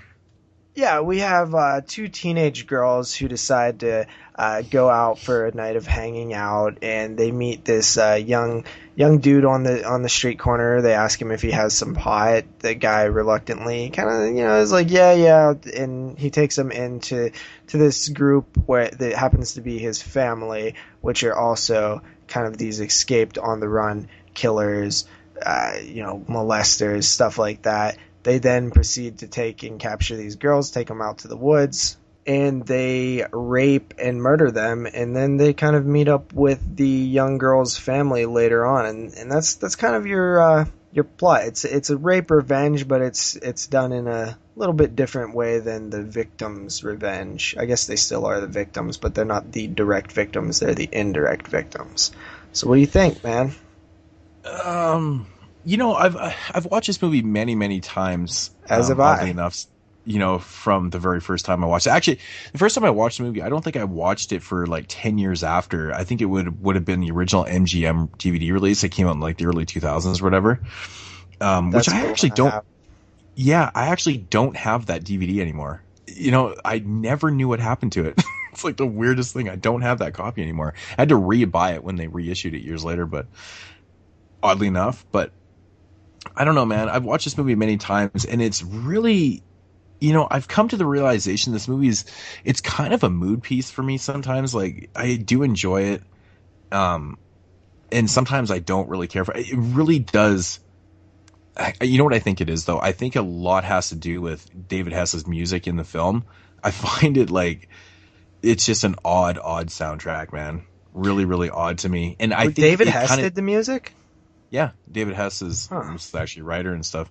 David Hess is actually quite talented. Like he actually wrote songs for like Elvis and shit. It was pretty fucked up, but anyways, I always found the soundtrack to be off-putting. Anyways, just that being relatable to my mood, it's one of those movies that you really don't want to be watching all the time. But the music really does kind of make it a mood piece for me. But this time around watching it, I was just really kind of concentrated on things, and I really did enjoy it, and the music didn't bug me as much as it usually does this time around. Who knows? The next time I talk about this film, I could be like, "Fucking goddamn music pissed me off," But I don't know, man. This movie is grimy. You can tell it was done by a filmmaker that was very, very motivated and knew what he wanted. I like the style of this film. I really, really like the style of this film because it's totally shot like, almost documentary style. Like it has a lot of that type documentary feel to it, and that's what Wes Craven tried to capture because of what was going on. It was like he wanted to catch the realism of, the nastiness and the grittiness of what the theme was. And I really, I just knowing these things years later and kind of concentrating on, those type of elements to the filmmaking, it makes it a lot better for me. I don't just look at it as a rape revenge film and, shitty low budget film. I kind of look at things like that. And I think, even Wes Craven admits, he didn't really know exactly what he was doing in the making of this film at all. He wasn't a director, he just kind of went with the flow. And I think it turned out pretty fucking good, man. It has like real grimy grindhouse look in it. I think it's good. Yeah. It's good. See, I'm a similar with you, and I think a lot of people are. I'm a flip flopper on this film. Like, There's Yeah. sometimes where I really do, And that's love really it. what I mean by mood piece. It's like a Yeah. flip flop, right? And other times, like, it just bugs me. And even the times that I really like it, there's still things that bug me, but the whole film doesn't bug me. So right away, like, one of my favorite things early on in the film is actually the opening. Like, it has this almost 70s porno music with the where the chick's taking a shower, and it just feels like sleaze. And I love that opening. And there's some times in the film that the music really doesn't work at all, but that time it actually does. Like, the music is great in the opening. Which is actually kind of funny because, you know, Weasel in the film, you know, Fred Lincoln, who went on to do he was a huge porno director. Really? I didn't know that. That's kind of funny that you think the music sounds like it's porno, but I know exactly what you mean. It does. It starts out with this kind of like very low budget 70s porno type feel to it. You know? Not only does it look, I mean, not Yeah. only does it sound like a porno, but it looks like one too. Like the way that it's No, it shot, totally does. and the behind the shower door and stuff. Like it feels like I would swear that it's an opening to a 70s porno. Oh, 100%. Yeah. But you know, the music in it, like that happy porno music, it just kind of, I don't know, it kind of works at times. I don't know. It worked for me this time, I guess, because it is the opening, right? Yeah, I think it just kind of works. It feels like it's kind of like got this happy feel to it. I don't know. It's weird. Yeah. So. There's one scene that always like weirds me out, and the girl walks with the shirt on, and the dad's like I can see your nipples or something. And they're like, what are you doing? What, no bra? Like, what? It's kind of weird, dude. Yeah, I guess. I think that's also just, you know, script writing that just, I don't know.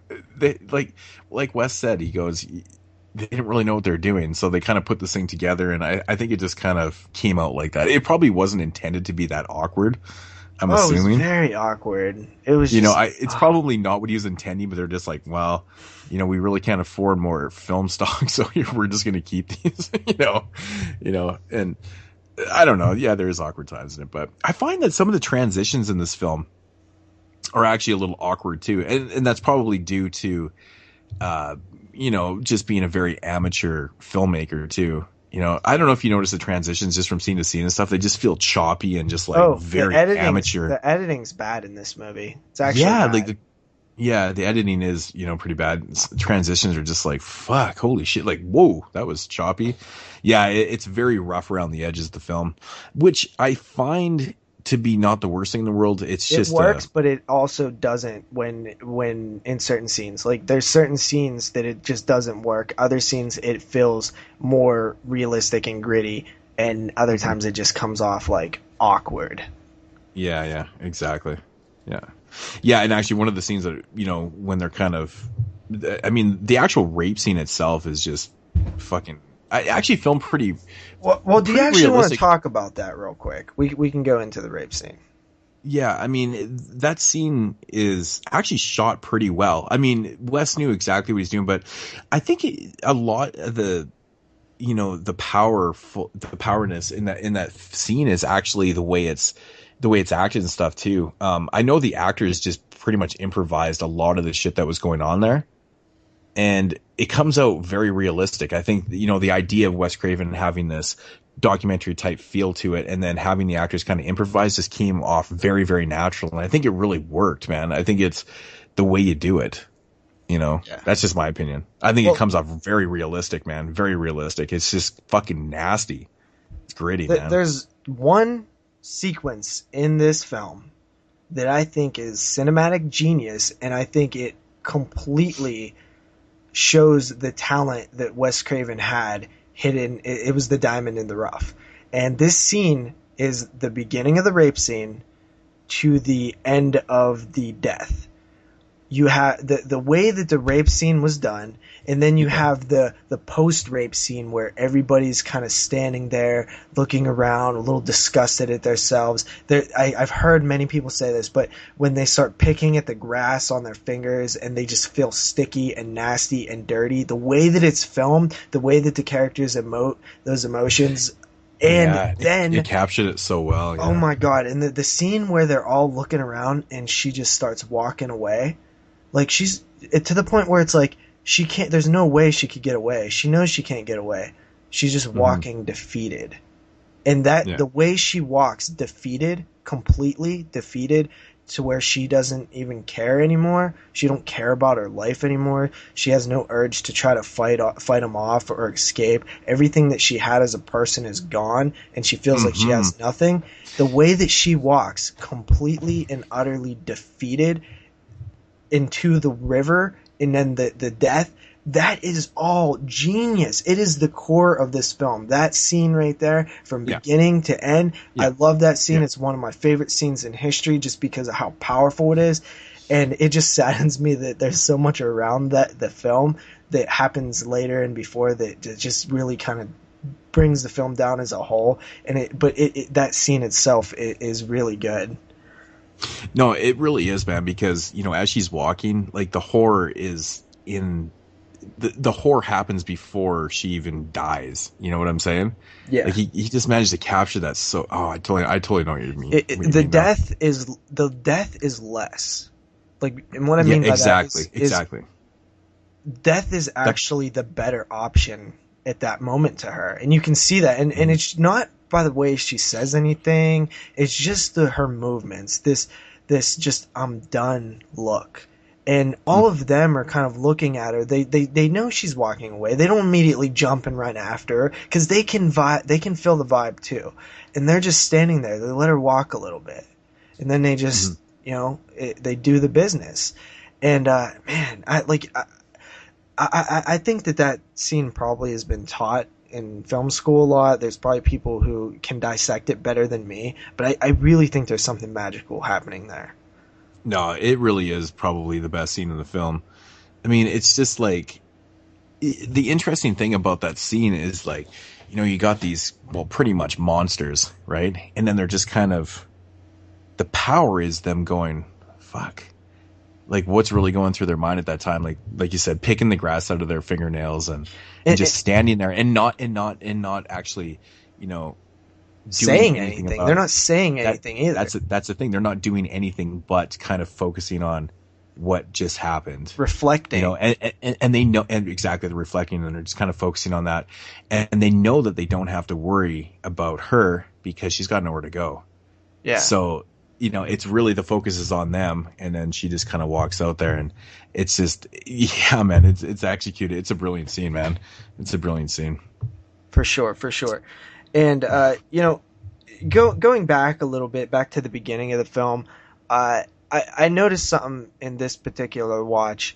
I'd always wondered, like, why the son pulled the girls in there, right? Because he seems anti-Krug, right? He seems like he's obviously hooked on the heroin, which Krug did to him to keep him under his control.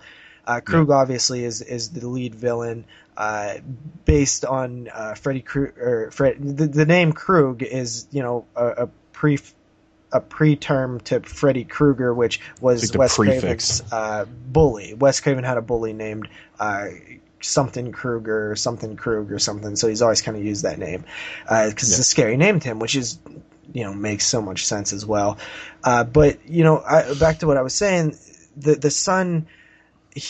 I never quite understood why he brought the girls back until I watched it this time, and I remember a scene where Sadie, which is the girl of the group, and the son kind of have Junior or whatever his name is have kind of a relationship in the bathroom. It's just a friendly, like it's almost like he likes her a little bit more than everybody else. Maybe it's because she's a girl and stuff, but they have a little bit more of a bonding connection. And then Sadie sends something out in the living room where Krug's trying to get at her, and she's like, "I'm not doing anything until more girls are around here." And then Junior leaves, and then he sees those girls. Is that why he brings them back? Was he like subconsciously trying to like please or you know bring them back for Sadie? Yeah, that's a good point, man. You know, And I never really thought too of much. it. Yeah, I never really looked too much into it, but yeah, now that you mention it, I wonder if that was just if that came off accidental or if that was actually intended. I think if you watch it to beat again that. and watch like Junior and stuff and how it happens, I think you might notice it as well that it I think that might have been what they were trying to do.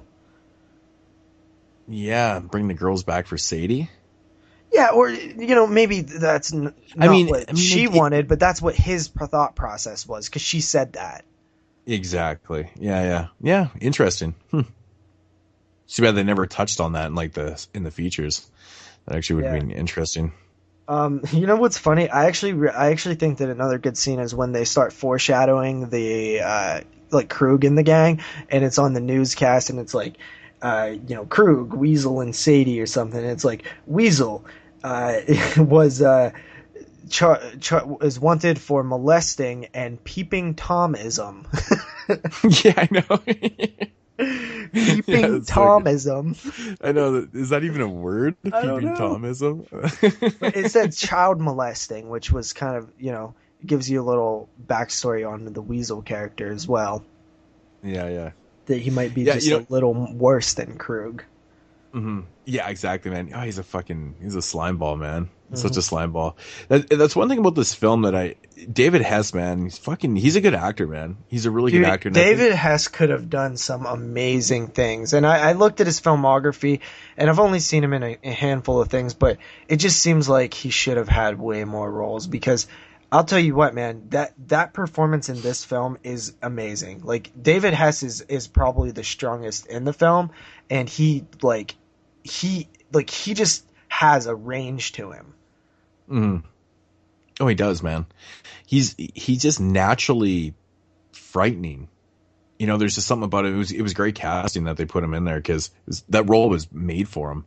You know, and of course he went on to play the very similar type character in Hitchhike and Last House on the Left, House on the Edge of the Park. Very similar type, you know, dick characters, but he's always powerful in those roles, man. This was just no different. It worked out so well. You know, Fred Lincoln, of course, who played Weasel. It's funny when you watch the special features on this film, he just fucking, even to this day, or like when they did those interviews, he's like, man, this is like the shittiest movie I've ever been in. And I'm thinking to myself going, really? Dude, you've been in porno movies, man. Like, those movies are worse than this one. He fucking hates this movie. He thinks it's just a vile piece of shit. Like, the fuck is Fred Lincoln? Jesus Christ. Yeah, for sure. You know, I think it's time to start talking about some of the negative things. We've touched on them a little bit with some of the music, but those motherfucking cops, dude. And it cuts to the parents making cakes and shit, and it just comes off so poorly. Well, the negatives are, you know, a great example of the amateurism of Wes Craven at the time. Like, he had some brilliant things going on, but he just, you know, he put in so many things in this film that are just like, oh god, dude, the cops are completely ridiculous. You want to face palm. It's really ridiculous, man. And it totally, every time the cops are in a scene, it drives you right out of the film, doesn't it? Straight nosedive, dude. Straight up, man. It's fucking, I hate the fucking scene in this film too with Ada Washington, man. Like, she plays herself actually in the film too. You know who she is, right? When they pull, or she's the bigger. Yeah. I fucking hate that. I don't know, man. It just, I don't know what it is about that scene, and it just drives me nuts. I'm like, it doesn't need to be here, man. Mm-hmm. But yeah, of course with the cops, and then the ridiculous soundtrack, and it just has this total comic feel to it. And I'm like, fumbling, this movie, it does. It's very fumbly, and it really does take you out so drastically, man. So drastically. And you know, it's such a shame. It almost is of the time where you look at films like The Town That Dreaded Sundown with the comedy. There was this weird thing in the 70s where they started doing some shit like that. Yeah, I mean, yeah, there definitely was a few films like that. I mean, the 70s for the most part had mostly serious films. I don't know, like I think that's why those parts in these films really stick out, because the 70s was a decade and it wasn't about making, comedies or comedies and stuff, and then when you everybody see these was type of pissed scenes off in in these the films, 70s. exactly, man, and the early that's 70s. why these are so that's why they stick out so much, because they shouldn't be there. But that's the thing, man. There's some really good things going on with Wes Craven in this one, and then some really not so good things. Yeah. And it just goes back to that amateur, just being, just not having the experience and stuff. I mean, you can't even blame budget and things like that. These are things that were kind of scripted and shot and stuff. And I'm like, okay, I don't know what you're thinking with that. Whatever. Yeah. And the some of the editing things that I was talking about as well, like there's a chase scene where one of the girls gets away. There's kind of like a role reversal thing there too, where you figure that the one girl is going to be the strong girl, and then it's like swapped, and that's really not. You're used to seeing your protagonist and knowing that they're going to do certain things, and it really doesn't happen like that in this one. So, I guess it might have been before the time, but at the same time, like you look at something like. 72 is really early, so I don't know, but I did notice that. But there's some editing things that are happening in a chase scene where one of the girls gets away that honestly, like, it's almost impossible. Like the way that these characters are walking past each other, like it's shot very weird, and like the cues are a little off. Yeah, but I know about the character kind of switched up there. That totally. I guess I don't even really know what to think sometimes about this movie. There's so many highs and lows in this film. It's just like, it's just kind of all over the place, but I don't know, man. One thing this movie does, going back to another good thing I did mention is, the feel of the film, like that low budget kind of, grimy, but the atmosphere in the film, it actually does have a pretty decent atmosphere in a lot of certain scenes. And that's actually one of the biggest problems with this movie for me, man. Obviously the stupid comic elements and stuff. It's just, you just ruin that big time. 1 minute you got this and the next minute they got that. Like, I don't know how you can capture that so well, but then again, I think it was more that you're watching it now and it's kind of like, it's a total throwback. You're watching this early 70s film, it just feels like that anyways. But I don't know, man, it just has such a mixed fucking feel to it. It's just I don't know. Well, the last thing but actually another scene, the scene where David Hess tells the son or the junkie, I can't remember what his fucking name is right now, Junior, to blow it. Is it actually Junior? It might be. It might not be. I can't remember. But anyways, when he tells him to blow his brains out, like, I love that scene, man. It's like David Hess being David Hess is fucking great, man. It's awesome. Good scene. Yeah. The last thing I'll kind of touch on here, and I kind of wrap up my thoughts, is the whole end scene with the parents getting revenge. Like, it honestly comes off pretty hokey, and it like the setting up of traps, it just doesn't play right for me. It like spraying, shaving. It's like a fucking Home Alone, dude. I don't like it. No, it doesn't. It doesn't make any sense, because I've always thought the same thing. I know we talked about this once before. It doesn't feel right because it's not reality, man. There's no way that these parents, knowing what these people had done, were going to take the time to set up traps. They would just fucking go in for the kill. Yeah. Or just do the obvious and phone the police or whatever. But like I'm saying, you're going to set up fucking traps and stuff. And the one thing that really bugs, I know exactly what you mean. I was kind of getting there too. The ones with the wife and, with Weasel. It's Weasel. Yeah. Like, really? Like, there's no fucking way that's going to play out. Like, it's just so unbelievable. It's pretty poorly written and kind of executed in the film. I mean, that shit is just ridiculous, man. It's never going to happen. Never going to happen. It's just silly. It's silly writing. And, it's just, come on, really? I mean, I know what they're trying to get at, and obviously that would hurt, but it's not believable at all. And in a film that, should have some type of, believableness to it, because these rape scenes and shit, they could really happen. You can get revenge and stuff, but, make it semi-believable.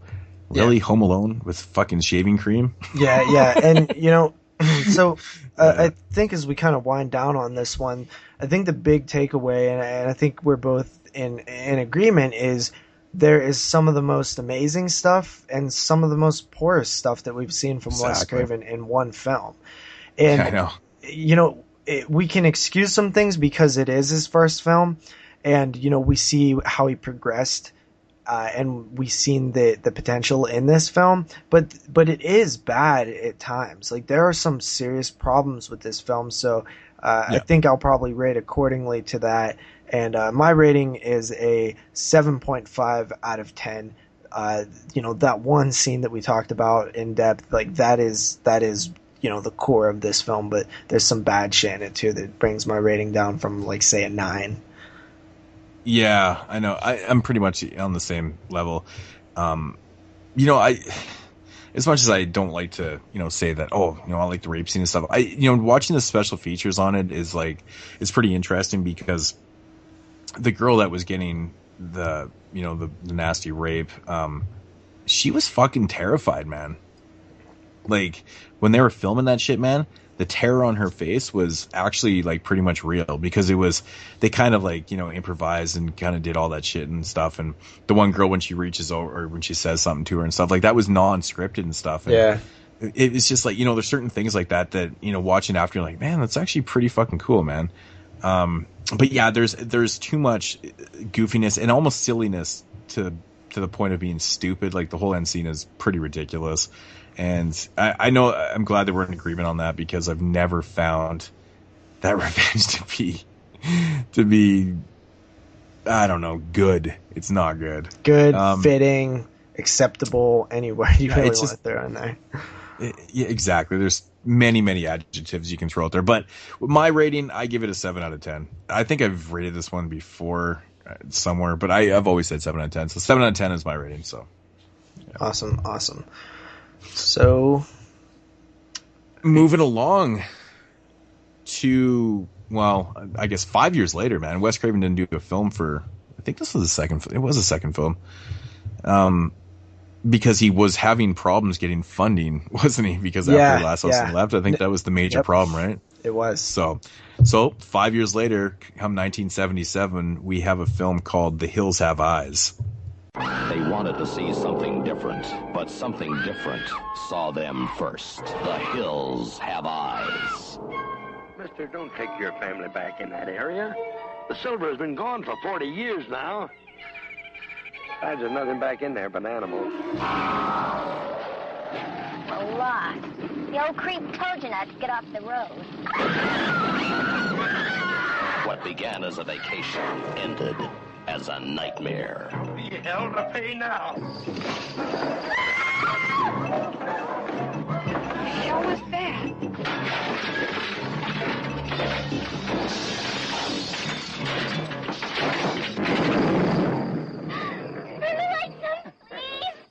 She thought she knew what the world was all about, but nothing prepared her for this. The Hills Have Eyes. Oh, you going with my baby? Get out of the way, Dick. A mother fighting for her child loses it in the worst possible way. I hit him with a tire iron and I split his face wide open. That was a bad mistake. I come back for you later, girlie. Why are you doing this? The story of an American family who lost everything except the will to survive. Murdered, raped, burned, but not beaten. The Hills Have Eyes. The story of one family's refusal to die. I'm gonna get those animals. The Hills Have Eyes. A night of terror. A day of vengeance where no one was spared. No one. Kill him, babe! Kill me! They fought back. Anything was a weapon. The family dog to the family car. It's working!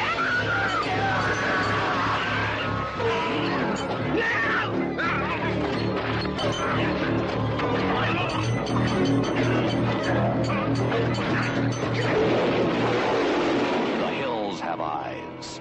the most shocking, terrifying film you will ever see, by Wes Craven, writer and director of The Last House on the Left. The hills have eyes. The lucky ones died first. Yeah. Another grimy effort from Wes Craven. You set up the plot to this one. All right. Basically, it follows a family, and well, I guess how many people are in there? 6, I guess. The cop, or the parents and their daughter and her husband, kid, and another kid and stuff. Anyways, they're traveling through. They're going to California, I believe, actually, and they decide to take a different route to California through this I was just gonna say backwoods, through these hills. I guess the hills. It's like desert hills and desert land. I want to say it's like they must be somewhere in Arizona or something like that. Anyways, they break down, quote unquote. Yeah. Anyways, they don't really break down in the middle of these hills. They kind of get savagely. Well, I guess no, they didn't break down. They fucking have a car accident. Is what I'm thinking they're fucking. There's an Air Force base close by, and there's planes coming through, and for some reason the father gets it's kind of a weird scene when you actually pay attention to it. Like, he starts seeing these planes, and they're kind of it's bugging him, and he wrecks. I know, that's the thing, man. He has yeah, exactly. So, anyways, they fucking destroy. I always found it was funny in this film because they're pulling that the trailer with a car. Yeah, it's there's probably there's one of your main reasons why he went off the road and crashed. It's like you're pulling this fucking huge 27-foot trailer with a car. It's like, okay, whatever. Anyways, the family has an accident, and of course there is some people that live out in the hills, and these aren't like your normal ass people. They're kind of mutated and stuff, because where these hills are, there was like a kind of like a military test site and stuff. So these people have kind of got mutated over time and stuff. Anyways, these people that live in the hills, they decide to attack this family, and now it's basically just a survival type film. They got to fight for their lives against these people in the hills. Yeah, and this one, I'll say right away, because you said that the mutated, it's a very tame, realistic mutation. They're just ugly people. You have Michael Berryman, who in real life was born premature and had 23 birth defects or something. So he looks odd. Yeah.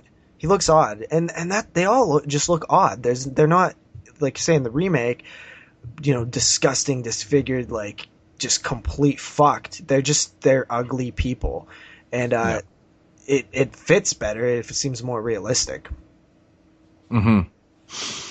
Yeah, this movie right here again is just, it's so grimy looking. I don't know, Wes Craven managed to capture that grimy grindhouse look so well. Reading the opening of this film, man, I love the opening credits and the music. Man, it's fitting. It works. I love it. It's good stuff. And another thing I like about this movie is actually the casting. I mean, obviously finding Michael Berryman and casting him, it's just so fucking perfect. It's just it feels so natural, right? It feels so natural. But yeah, one thing I love about this film, man, is the cast. I really do like the cast in this film. I like the look of this film. It's fantastic. It's just the family feels very vacation family, right? I like the family. They have a strong family dynamic to them. Yeah, they really do. They really do.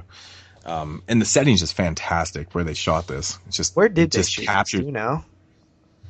I'm assuming it's probably, it's very, very desert. So I'm assuming Arizona or something like that. I have no idea. No, they shot it in Apple Valley, California. So very close to.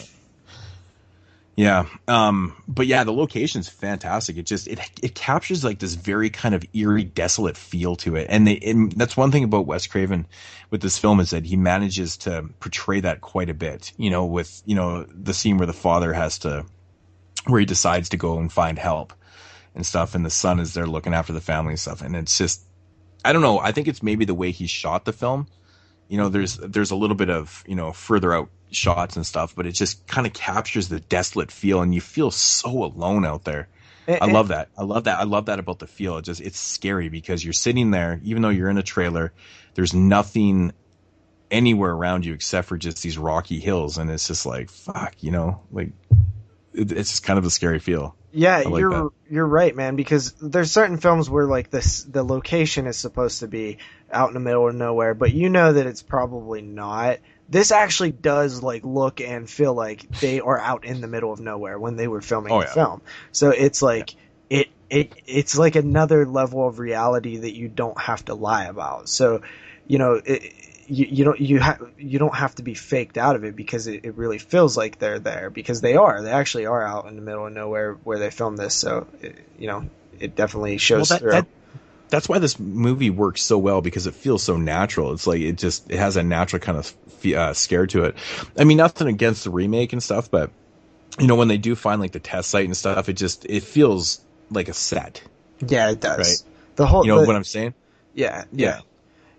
So it feels more like feels set so much design, more natural. like the even like the hills and stuff. Like it feels very like manipulated and predetermined, while this one just feels random. Yeah, exactly. Yeah, that's a good point. And you know, I love the gas station attendant. And like you said, I like all the characters, but the gas station attendant is a really like interesting character. He's actually the father of all these people.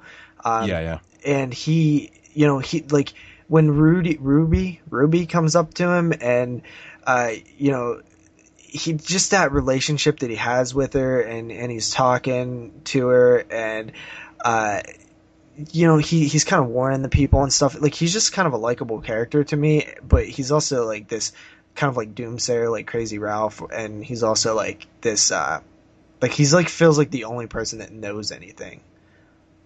Well, I think it feels like that because he's relatively the only person around. Right? You get that feeling that like he is literally the only person around, and you're never gonna get help. Yeah, and he's bouncing. You know? He's like getting ready to leave when they show up. But they really capture that well, though, because, you know, they utilize that character so well, not just by showing him and, you know, who he stood for and stuff, but it was also some of the shots inside the gas station. They show like people's belongings and stuff, and it immediately you see all that shit in there, and you're like, well, this is fucking done. They're done. You know, yeah. I really like that. I mean, it was just nice touches of just, oh, here's all these watches and all this shit that's over there. And I like that, man. I like things like that. Thought it was good. So, yeah, absolutely. Another thing about this film that I've noticed, I mean, it's very, very common in 70s horror films. It was just the style of filmmaking, but there's so much close-up shots in this one. You notice, like, Wes Craven's like, he must have the camera right in people's faces sometimes. It's like, holy fuck, dude. Like, you got some spinach in your tooth there, buddy. You know what I'm saying? There's a lot of close-up shots. I think it's like of the family and stuff. I don't know. It's just weird things that I noticed, but just lots of close-ups, and I don't know. Yeah, and you know, the mutants are really gritty and grimy. Like the one guy who's like, he's chewing on something, and he's like, "I'll eat your kids as kids" or something. Like, dude's kind of scary, man. Fuck, I love those walkie-talkies too, man. Those things are just massive. Mm-hmm. So awesome, man. But that's one of the coolest things about this film, is that there's so many likable characters, and you know, even though Brenda gets like super fucking annoying at the end of the film, you know, you still deal with her throughout the film. She's still likable, dude. She's the little sister who's like not in control of her own destiny at all, and is probably used to relying on other people. And I keep talking about the remake. We should have fucking did a Hills Have Eyes show or something, because exactly. There's an arc with the like kind of pussy character, the sister's boyfriend or husband or whatever, that I think they saw in this one, but it's not as blatant in this one, and they really kind of run with it in the remake, which I do like about the remake, because there's this entire like arc for that character, but it's not as noticeable in this one. I mean, he's obviously a little bit of a fish out of water. He's a little bit on the outs with the father, who's kind of this tough, grizzled, been on the force too long, seen too much, making me retire type cop, who's, you know, probably very serious about the law and stuff, and probably raised his kids a very specific way, and you know, had them in wrestling and stuff like that, you know. And you know, you can tell that there's a good relationship between the father and the son, as he's like his right hand man. He you know, they probably have this. He makes him in charge right away. He's like, Yeah. hey man, you know, it's instead that old of school making the mentality, boyfriend too. in charge, right? The Exactly. the oldest guy there, he makes the son in charge. Yeah, exactly. But yeah, I love that dynamic between the family. Like, there's a lot of different connections going on. Dee Wallace is in this film, huh? yeah, man, fucking D Walls. Yeah, There's a big young attack. in this film. Yeah, there's a big attack on the family. That's kind of like your main scene there. It's pretty brutal, right? Yeah, that scene is vicious, man. You know, like watching it again this time, I was like, fuck, man. I always forget like how fast like things go from decent to like, holy fuck, this is just terrible. You know, like people go down in that scene like crazy, and it's just like everything just gets shit canned. Like the whole place gets destroyed. These people's bodies start mounting up. It's just a vicious scene. Like Wes is like, you know, it's not. I guess in a sense it's kind of a slow burner, and then all of a sudden it just bam, it smashes you right in the face right there. Yeah. But you know, it sets up a good third act though too. It's pretty good. I like it, man.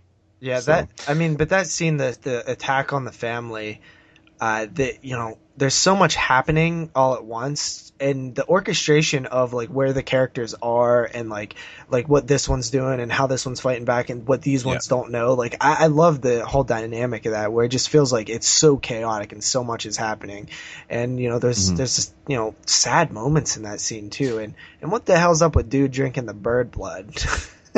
That's brutal. I don't know why the fuck you had to kill the bird. It makes no sense, but but you know what like obviously they, you know, with the baby, they take the baby. And the thing I like about this film that is in other films I hate, and it's always been a pet peeve of mine, is when there's a baby in a scene and you can tell it's a doll. I fucking hate that. In this movie, they use the real baby the whole time. It's actually pretty fucked up. Yeah, like if I was watching and like I'm like, okay, they're fucking running around in the hills and stuff, and I'm like, wow, they're actually carrying that baby around. That's pretty good. I guess. I mean, it was so low budget they couldn't afford a doll, but they could use a real baby. Yeah, I don't fucking know, but I always like that about that they used the real baby. It's pretty interesting. So yeah, you know what else they used that's real? The dog attack. Well, I don't know. It was actually like the dog attacking was like fucking vicious. Pretty nasty. They use a real rattlesnake that has not been defanged. It hasn't been defanged though. Yeah, that's right. And that's it's right. up close and personal. Ruby picks it up, and it's real. Like that's really her picking that rattlesnake up, not being handed to her. She like sticks the stick on the V stick, and like it's actually pretty crazy. I didn't get a chance to watch a documentary again, man, because I couldn't find my 2-disc DVD. I could only find the 1-disc one. That's how I found that out. I have it in a pile, like in a different pile, and I was like, I just got gave up looking for it, so I was like, fuck. But no, I've watched that before. And you know, they actually mentioned that Wes Craven, like he was trying to make non-horror films at this time. Like that, from, you know, how you said it was a 5-year gap between his films, it's because he was trying to get non-horror films going, because he didn't want to be a horror director at first. I think over time he kind of accepted it and, you know, learned to love it, but at the time he didn't want to be pigeonholed into a horror director. And oh yeah, for sure. And you know, then he couldn't get anything made, so he's like, F it, let's make another horror film. And this is actually based on something that he read, which I feel like is a lost art with screenwriters.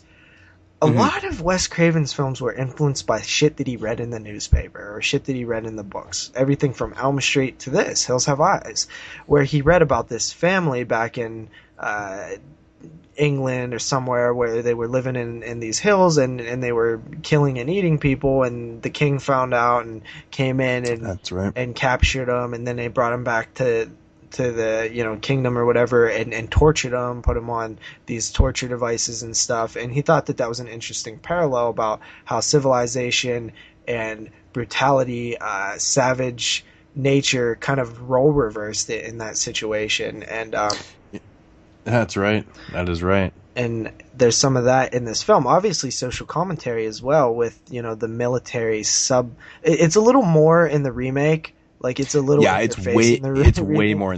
It's way more in the remake. They kind of exploit the shit out of that. Really, it's definitely more subtextual in this one. Yeah, exactly. So, I mean, it probably could have had something to do with the times too. I mean, in the mid 2000s when the remake was made, it's like, okay, let's just exploit the shit out of the military and, fuck that. But maybe in these days they just kind of, Nom was still going on. I don't know. Who knows? It could have just something to do with the times though too. Yeah, I don't really. I mean,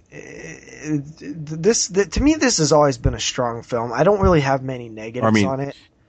I mean, Nom wasn't going on in 77. I think it had just ended in 75 or something like that. But you know what I'm saying? Like, it was just touchy, talking about shit like that. I don't know. Who knows? Yeah, this film, I've always been a huge fan of, though, because there's really not much wrong with it. It's a very, this is a film, if you watch this as a kid, like it's going to make you feel pretty uncomfortable in that attack scene, and it's so raw.